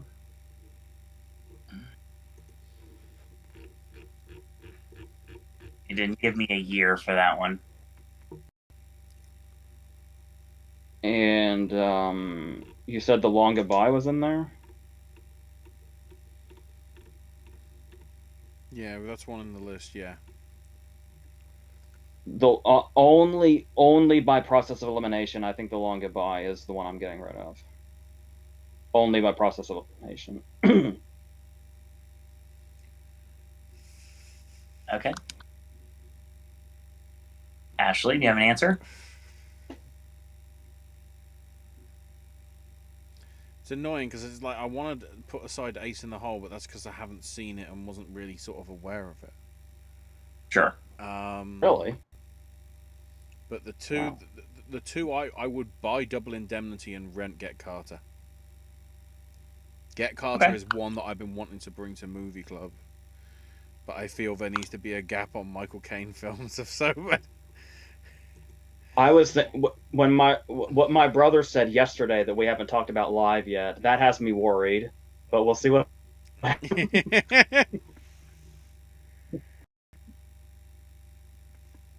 get there. All right. Right. Ashley, you are now in charge of the rest of the show because I don't have anything else. Did you mention the Cloak and Dagger TV thing being cancelled? Yep. Okay, right. So Hope Josie had some Grammy flashback stuff to the 93-94 season. Tony Braxton got Best New Artist. Song of the Year went to Menken and Rice for Whole New World. heck yeah. Beating out Billy Joel, Meatloaf. Well, Billy Joel's River of Dreams. Meatloaf's I'd Do Anything for Love, which was Jim Steinman written. Sting for If I Ever Lose My Faith. And Harvest Moon from Neil Young. Album of the Year went to the Bodyguard soundtrack. Beating out REM's Automatic for the People. Walter Becker and Donald Fagen's Kami Karad.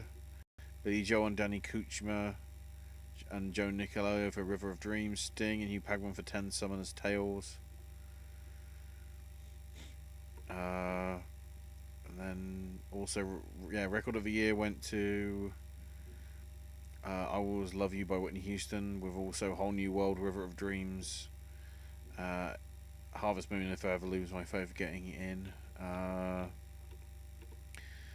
Jumping back, Bri also says when I get to type today's Oscars game to recap on what we met. Oh, that's that one. There's another Bri thing. Favorite scene in The Sandlot outside of You Killing Me, S'mores? I haven't seen The Sandlot, so. No. I know AJ's not going to say tequila. No, I'm not. Fuck, no, I'm not.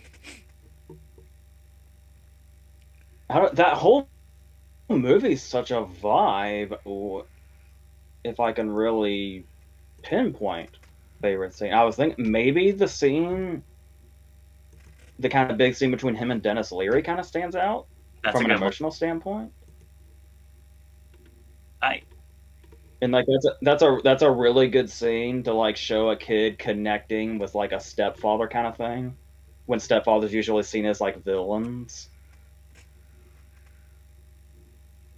That's a good one. I like that one actually. Spencer also says Emily Blunt should write a book for AJ. Just in general. And also she should collaborate What with Tarantino on his final film. I've literally fantasized about seeing that headline. I know it's not going to happen, but I literally like just what if? If My Sandlot answer is when Squints kissed Wendy. Kevin Costner said he'd married Whitney in a heartbeat. Yes, that's in relation to the bodyguard stuff. Bryce says, "Oh yeah, I wonder, since you've talked about the movie, AJ, are you going to watch and review the film stage recording of Waitress? Similar to what they did with Hamilton. It's apparently coming out next month." Oh, is that what that is? I knew Yeah. they were. I knew it was like a movie that was happening. I didn't know if they just like adapted it. It was like the Hamilton thing. No, it's literally the play as a kind of a loose Fathom event, basically. The only reason I'm not going is because I don't have the extra money, but I would definitely go otherwise. Yeah, I could look into it because I love the movie. I know nothing about the musical, but I love the movie, so I'd be curious. Spencer says, I know a little bit more about the musical because of previous times. Spencer says Kaylee Spaney's now up there with Olivia Colman and Mariska Hargitay on my celebrity crushes. Thoughts on Julie Christie and Darling? Pretty good.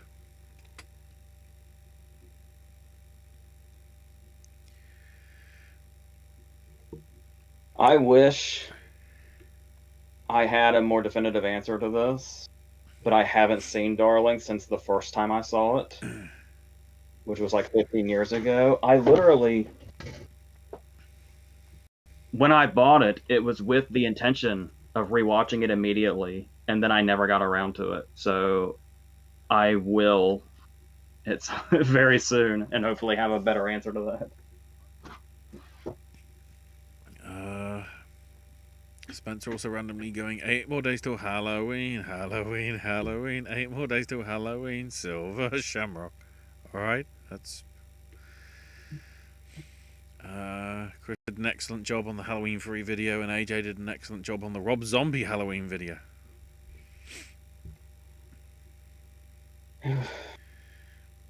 It's not fucking easy to talk about Rob Zombie's movie.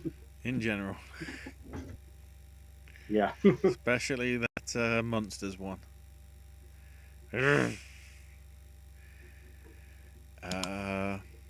Josie says Brief Encounter and Past Lives make a good double bill, AJ.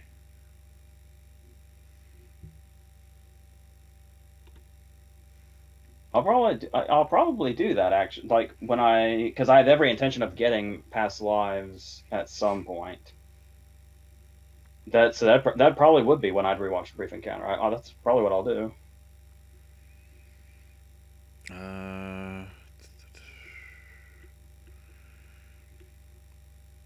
Simmons Runyon. I want to know your opinions of Fire Saga, the Eurovision Song Contest. I'm making my English students at college write on Eurovision, and we're watching the film for them to do extra credit. Ooh.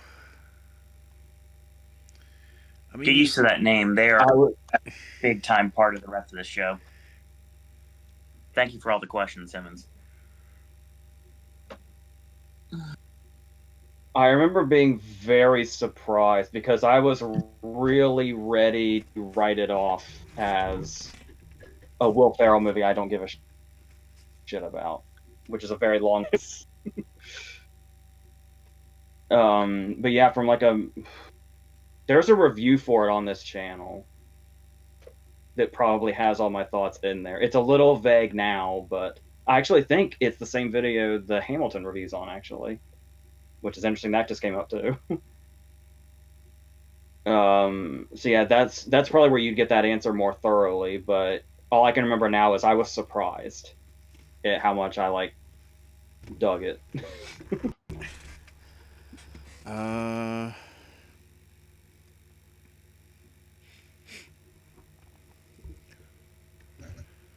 Simmons notes with if the 50s was got rid of, All About Eve, On the Waterfront, Bridge on the River Kwai, Marty, Streetcar Named Desire, Rebel Without a Cause, Sunset Boulevard, and Ben-Hur would all go out the window.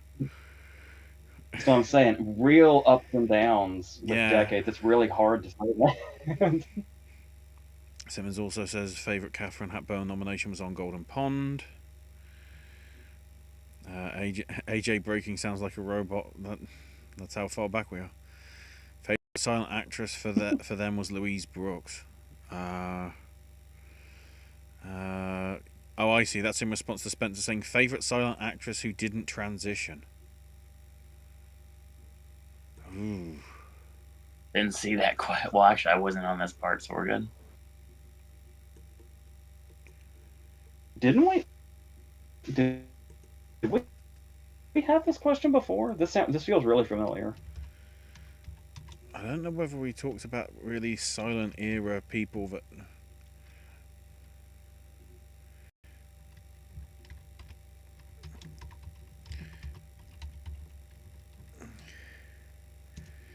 I kind of want to.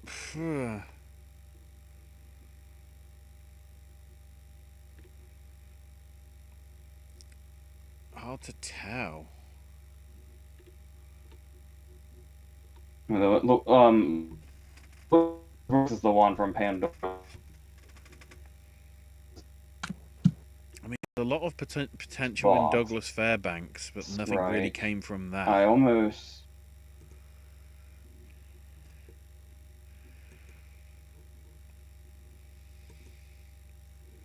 Because now that Louise Brooks has been mentioned, that's like the only one I can think of. Because of the iconic hairstyle and everything.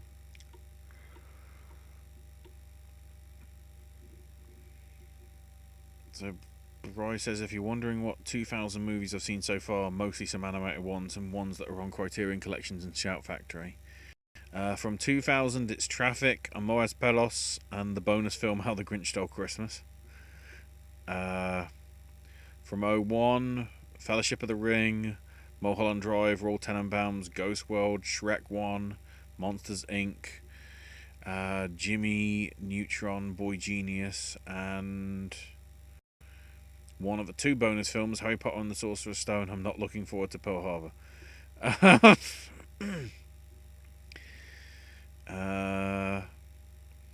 For 2002, Pianist, Two Towers adaptation, which Bry adds, I did like it surprisingly. Y Tu Mama Tambien, Spirited Away, Bowling for Columbine, Ice Age, Lilo and Stitch, and the bonus being the original Spider-Man film. Bonesaw, I've got 3 minutes. For 2004, wow, not that much for 03. Just Return of the King, Whale Rider, and Finding Nemo. 04, Collateral, Incredibles, Before Sunset, Shrek 2, Shark Tale, Downfall, and Jeff That's all I remember from that. Because it just got memed on. And bonus Spider-Man 2. For 2005, only Cinderella Man and Howl's Moving Castle. For 06, United 93, Pan's Labyrinth, Children of Men, Borat and Cars. For 07, only Ratatouille and Surf's Up. Okay. For 08, Curious Case of Benjamin Button, Wall-E and Kung Fu Panda. And then for 09, Avatar, Up, Fantastic Mr. Fox, Coraline, Secret of Chaos, and a masterpiece called The Princess and the Frog. Remember when Disney did that style of animation for one time and it did really well, but they just never bothered to go with it? Pretty much sounds like what Warner Brothers are doing now with the Coyote versus Acme. Except Disney actually released theirs. Simmons asks, do you still feel that If Beale Street Can Talk holds up? I saw it recently because they had it on TV over here a few months back. It's not as good as I first remember it, but I still think it's solid.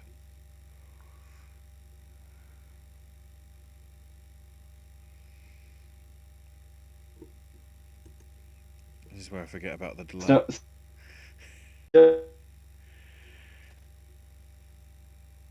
Oh, even more of a the delay. only the only real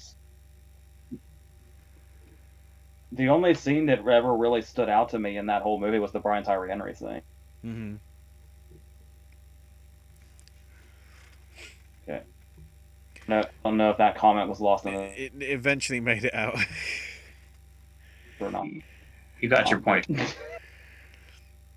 Bryce says, I saw Invictus back in Sunday school, but wanted to rewatch it.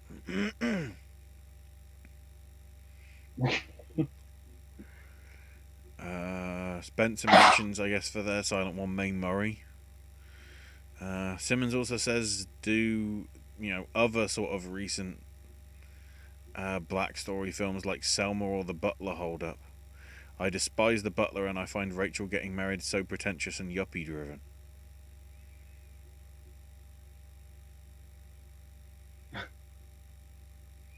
So I mean, I'll stand by that. Selma to me feels like a TV movie version of a Lee Daniels movie, which is not a good thing. So it never held up to me.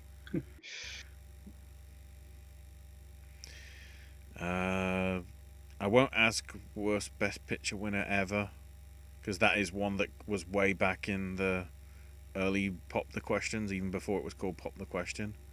I'm pretty sure for you, AJ, it was Cimarron. Of course.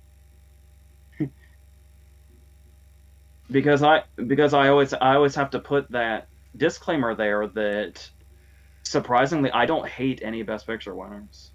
It's just that's the weakest of There's some that are like list. really some are like really despised, but no, there's no Best Picture winners that I passionately hate. I just think Cimarron is really, it's so minor, like it barely exists.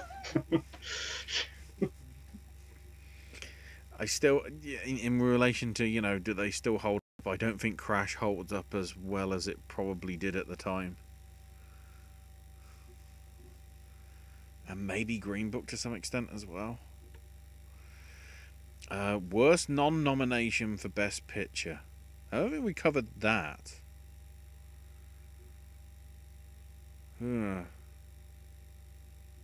Is that asking for like something that got snubbed, or what is that? Yeah, something that probably didn't make it in for Best Picture.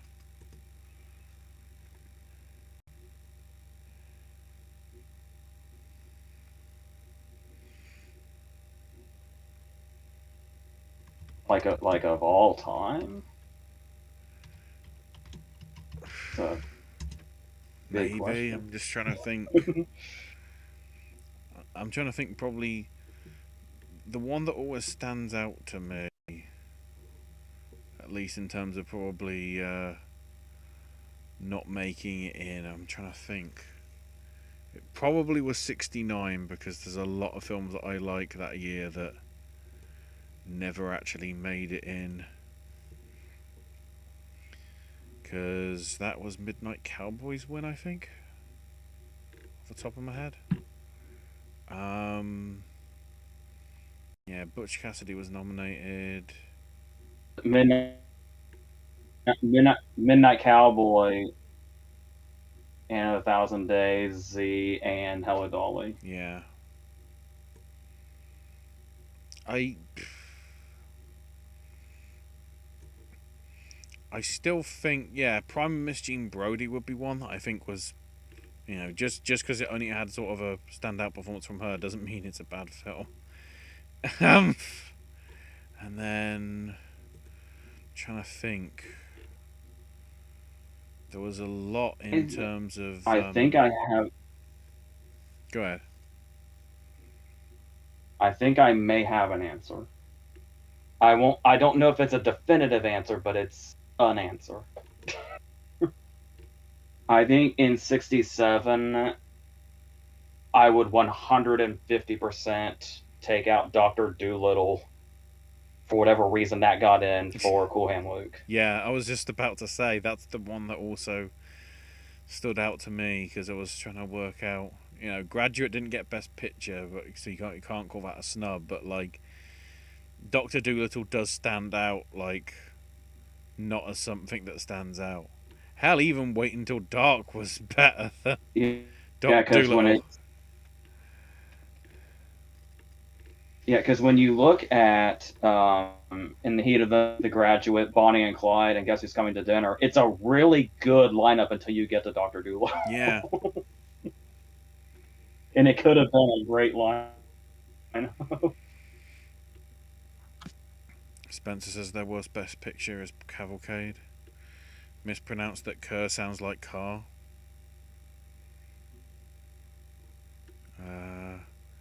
Both ways. Simmons says Chalk Garden. There's a whole debate. Yeah. There's a whole debate in Sleepless in Seattle whether it's Kerr or Car. So Chalk Garden is best Deborah Kerr car.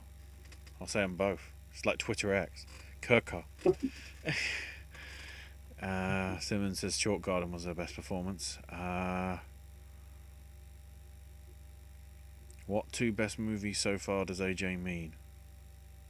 Of the year? We already did that. I mentioned that earlier. The Scott thing, I don't know whether I even want to bring up. Oh, yeah. It's something to do with, like, the show format and whatever. Which seems a bit messy. Yeah, honestly, my response to that is literally going to be this. I don't have a problem with the way things are. I just wish I could keep things more concise sometimes. I don't necessarily mind the format at all. And I'll shoot. If it wasn't for AJ and Ashley, there wouldn't be a channel right now. So, yeah. I believe as a wise man once said, your comments, you can take them and put them in your pocket. Someone said the best adventure is Dudes from 1987.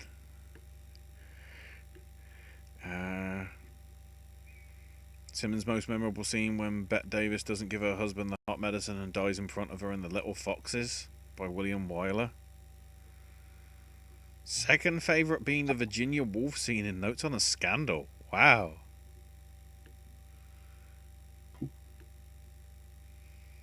And him talking about getting organised. That was the scene in the cafe, though.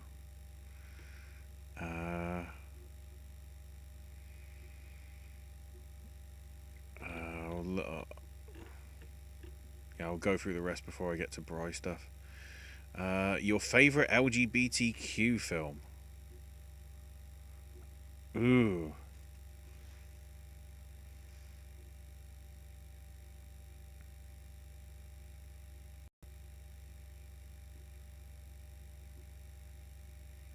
I enjoyed Pride.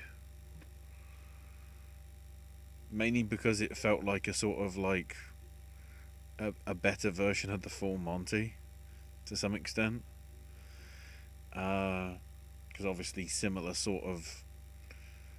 topic in terms of minds and whatever.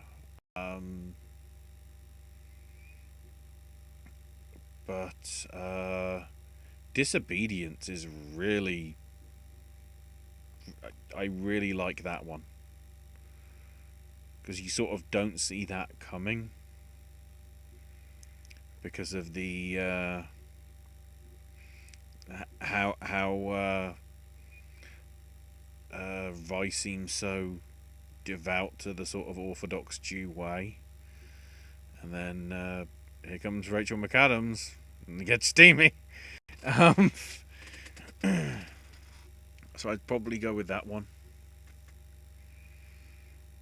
Any for you guys in terms of LGBTQ films? I wish I had more like obscure choices, but the two that come to mind are My Own Private Idaho and Moonlight. Like whether it be a gay romance or a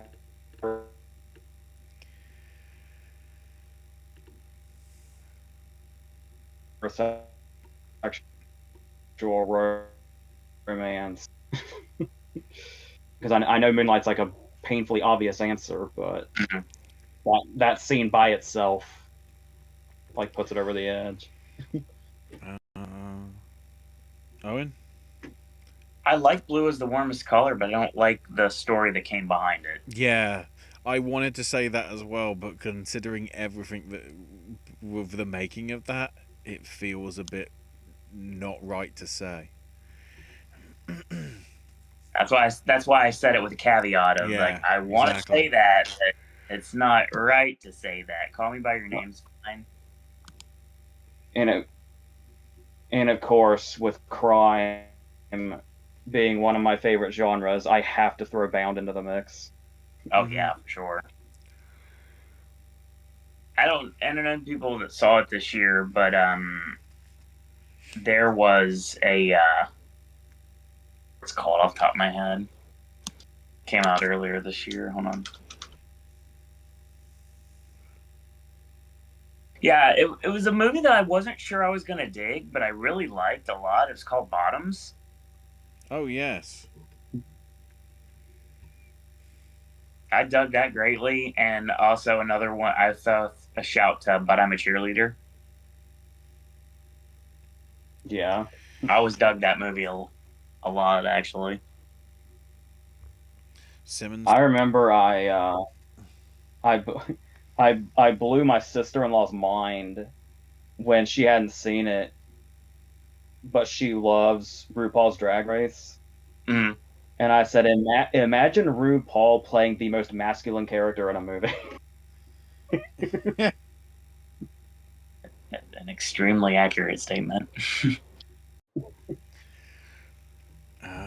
Simmons top three most hated art house films: Rachel Getting Married, Only God Forgives, and The Lobster. Oh, shots fired. Josie said I like the karate scene at the beginning of Jingle All the Way. I also like Yeah. SpongeBob and Sandy's karate. Simmons hates fights. Vinegar Syndrome apparently has sidekicks on 4K.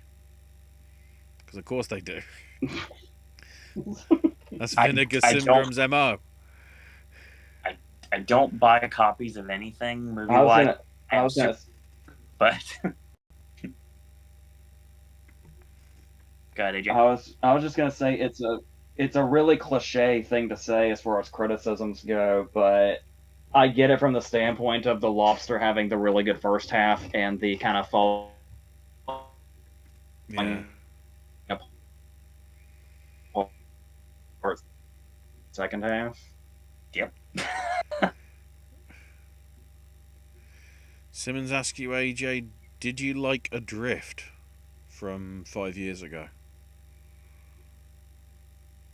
The Shailene Woodley movie. I think that was it, yeah. Not Not really, but I wasn't really in a good mindset when I saw it either. I don't know how much that may have affected it, but I remember not really caring for it. No, Simmons says a good grief film is I'm Babadook. all I'm all yeah. Go ahead on your previous point, AJ, before the 5 second delay kicked in. I'm all for movies like Adrift. Like I really liked All Is Lost, Mm-hmm. Mm-hmm. but for some reason Adrift didn't really do much for me. And I really like Woodley, so in general, so maybe maybe it needs a rewatch, or maybe I have the right vibe. I don't know. Because this being asked at all because Adrift is such a random movie to even bring up makes me wonder if it's leaning towards like, oh, it's good, you should give it another try, or it's shit. I just wanted to know if you also thought it was shit. I don't know where that's coming from. Fair Kelly's assessment. Lee Spaney named Woman Under the Influence as one of her favourite films. Oh, and also I guess as a PSA for you, AJ, from Simmons, please understand the Barnes & Noble 50% off sales November and July every year.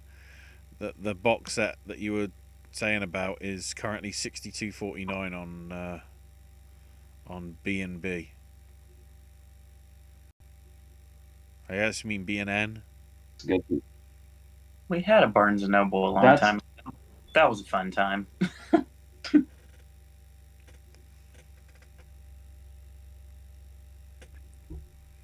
Yes, I will try to definitely use that information. Simmons' favourite movie dog is Babe. Worst CGI, or weirder CGI, was the Jennifer Connelly tears in Blood Diamond. Forgot about that. And Bryce says Mudbound is one of the most confusing movies I've seen. Oh, and one of your favourite songs was in the parade that I did talk about from the 2013 parade. It's called Cruise by the Florida Georgia Line. I hate that song, Brian. The reason why Disney... that song. The only FGL song I could get into is Meant to Be because of the connection I have to it personally. But yeah, I'm not a... No. That's just a terrible, terrible song. Every time Florida Georgia Line came out for the tribute to the troop stuff, I was like, oh, God. Many hours listen to Todd in the Shadows on here. Nah. The reason why Disney doesn't do hand-drawn was because of Winnie the Pooh flopping. But basically, the problem there is they released it at the same time as Deathly Hallows Part 2.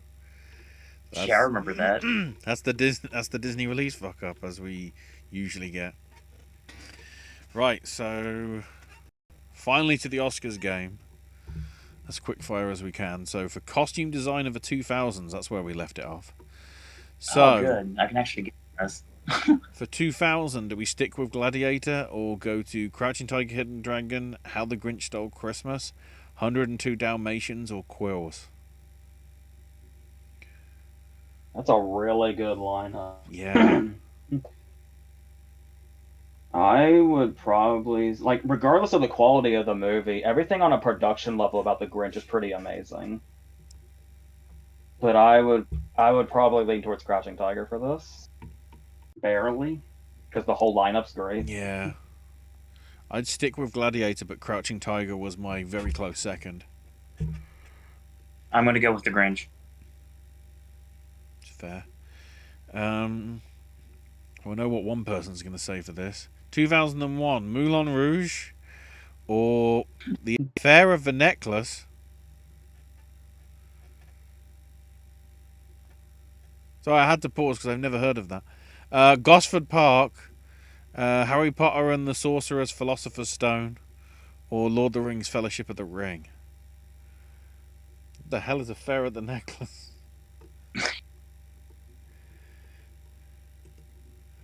I feel like you're supposed to. I feel like you're supposed to say Fellowship. You know what you can do with your and hat. I get it. No. I get it. But I too want to lean towards Moulin Rouge. Moulin Rouge, obviously. Down with the rings. I'm really trying to work out what the Affair of the Necklace is. Dear God, come on. It's stuck me in a black hole. 2002. I'd probably just about stick with Moulin Rouge on that one. For 2002, stick with Chicago or go with Frida, Gangs of New York, The Hours, or The Pianist.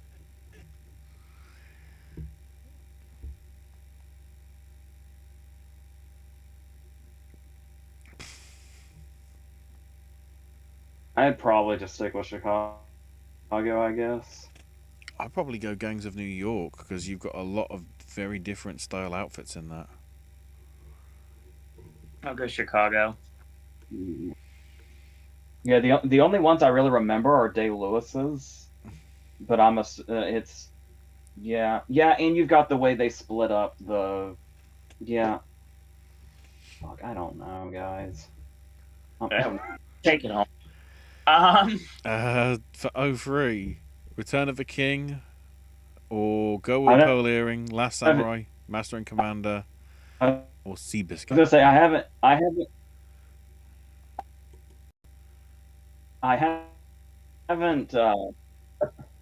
I will say Master and Commander. I I haven't. haven't. I haven't. Master and Commander. Like, Run the list again because I didn't hear any of that. Return of the King obviously won, but the other nominees were Go with a Pearl Earring, Last Samurai, Master and Commander, and Seabiscuit. Last Samurai. I'd probably edge it to Go with a Pearl Earring. Two Towers costumes were the best out of the three, and that's when it didn't get in. Damn it. Master and Commander. One of the most intricate movie standees that we ever had to put together. I remember it to this day. And I'm guessing when it was finished, it just went in the skip, right? For the most part. Those Yeah. were fun to destroy. I enjoyed doing that. For 04, the Aviator won over Finding Neverland, Lemony Snicket, Ray, and Troy.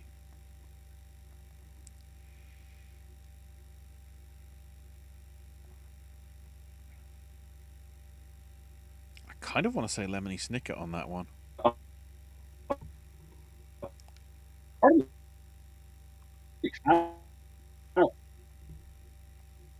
The Aviator, actually. Part of me wants to say Ray because of who I am, and I love that movie and championing it forever. But The Aviator is the correct answer. Memoirs of a Geisha for 05, or switch to Charlie and the Chocolate Factory, Mrs. Henderson Presents, Pride and Prejudice, or Walk the Line.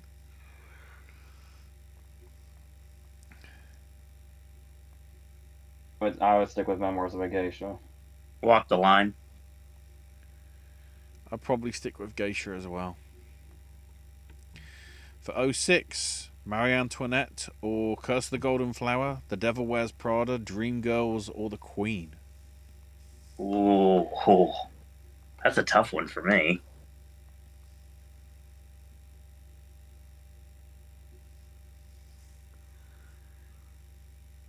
Definitely It not. might seem like I'd pick The Devil Wears Prada out of bias, but the thing about it is I get so tired of period costumes. Whenever a modern movie gets nominated here, it feels really inspired, even if it is the most obvious modern movie to get nominated here. Still, that appeals. I get Marie Antoinette because of they put modern stuff within the period costumes. I know, but I'm gonna say the Devil Wears Prada because fuck it. Ashley.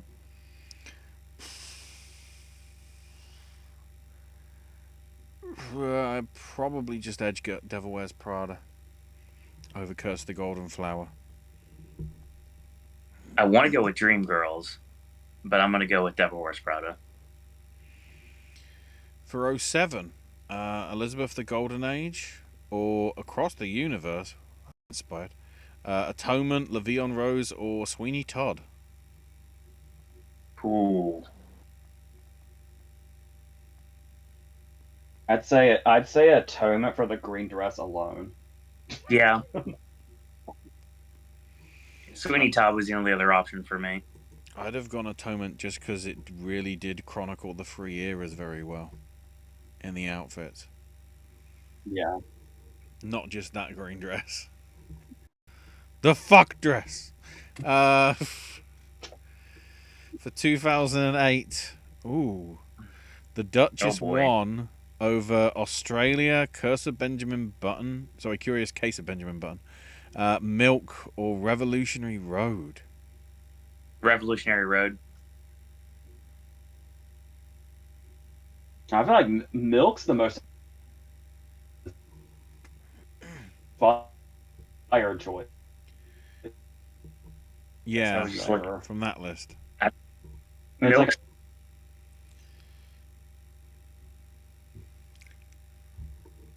go ahead. Maybe. Did it? I said a whole sentence. Did it cut off? I heard milk was inspired. Yeah, I heard milk too. And then I said, I know I just said atonement because I was basically saying Keira Knightley can rock a dress. But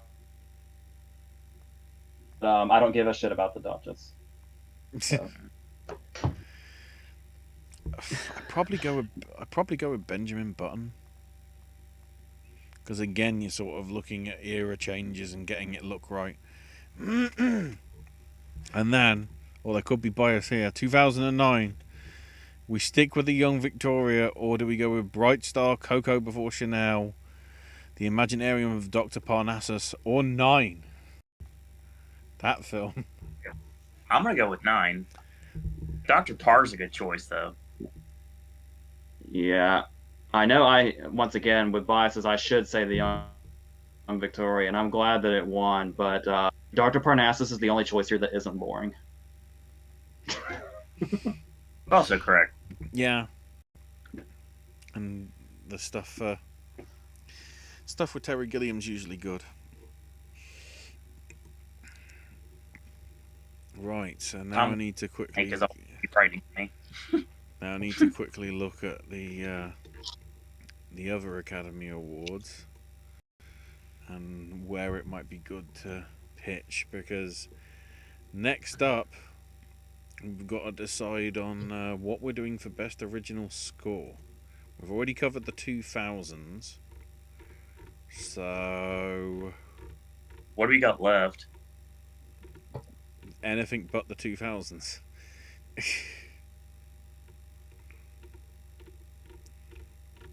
I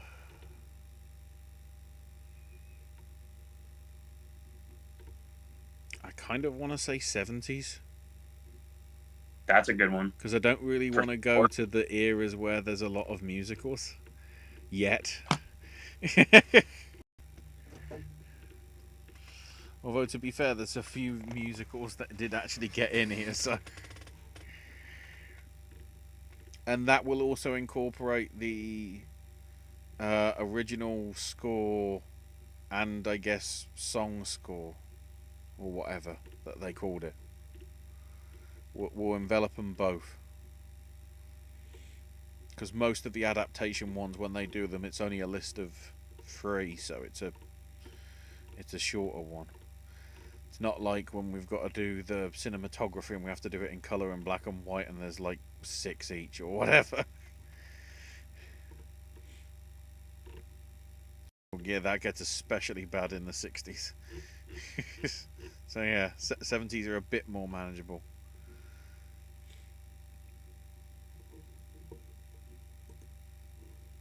So yeah, if you're still around, Bri, 70s scores for next time round, whenever that is. Hopefully in a couple of weeks, but we'll see. Right. So I think that's everything. Somehow we cram this into 2.5 hours. If I get this done quick enough, we can watch this alongside that Hunger Games prequel, and will be more entertaining. Either way, there's loads of other stuff here on my network. My McDonald's video should be coming up later in the week. I've still got to film my Isaac thing, which I'll be doing sort of practically as soon as this is up. So it'll be up as a bonus in a few hours and whatever. AJ's got movie reviews and stuff coming up very soon. Owen's got a plethora of sip and snacks ready to go out as well. Lots of things. In terms of the socials, Owen can be found at Sir Owen Disney and Popcast Network in terms of keeping you in the know of when the videos go up and all that. I can be found on Twitter X at Ash is my name UK. And AJ cannot be found on any of the social medias, and just like Keith Richards cannot be killed by conventional weapons, you can see how long this show has gone because I can't do a stupid joke. So with that being said, thank you to Bri, thank you to Simmons, great to see you in. Hopefully keep an eye for when we do our Q&A stuff. You know, like and subscribe and ring the bell and all that stuff, so you'll get notified. Admittedly, it'll only be sort of like an hour beforehand, because at least that's what my computer can handle at the minute. But when the new computer happens, I don't know whether I can go 7 hours with that. It's got 32 gig of memory, maybe. We'll find out. Thanks to Josie as well, and to Spencer, and for everybody that did watch and all that. Thank you for watching, listening, all the good stuff. And until next time, everybody,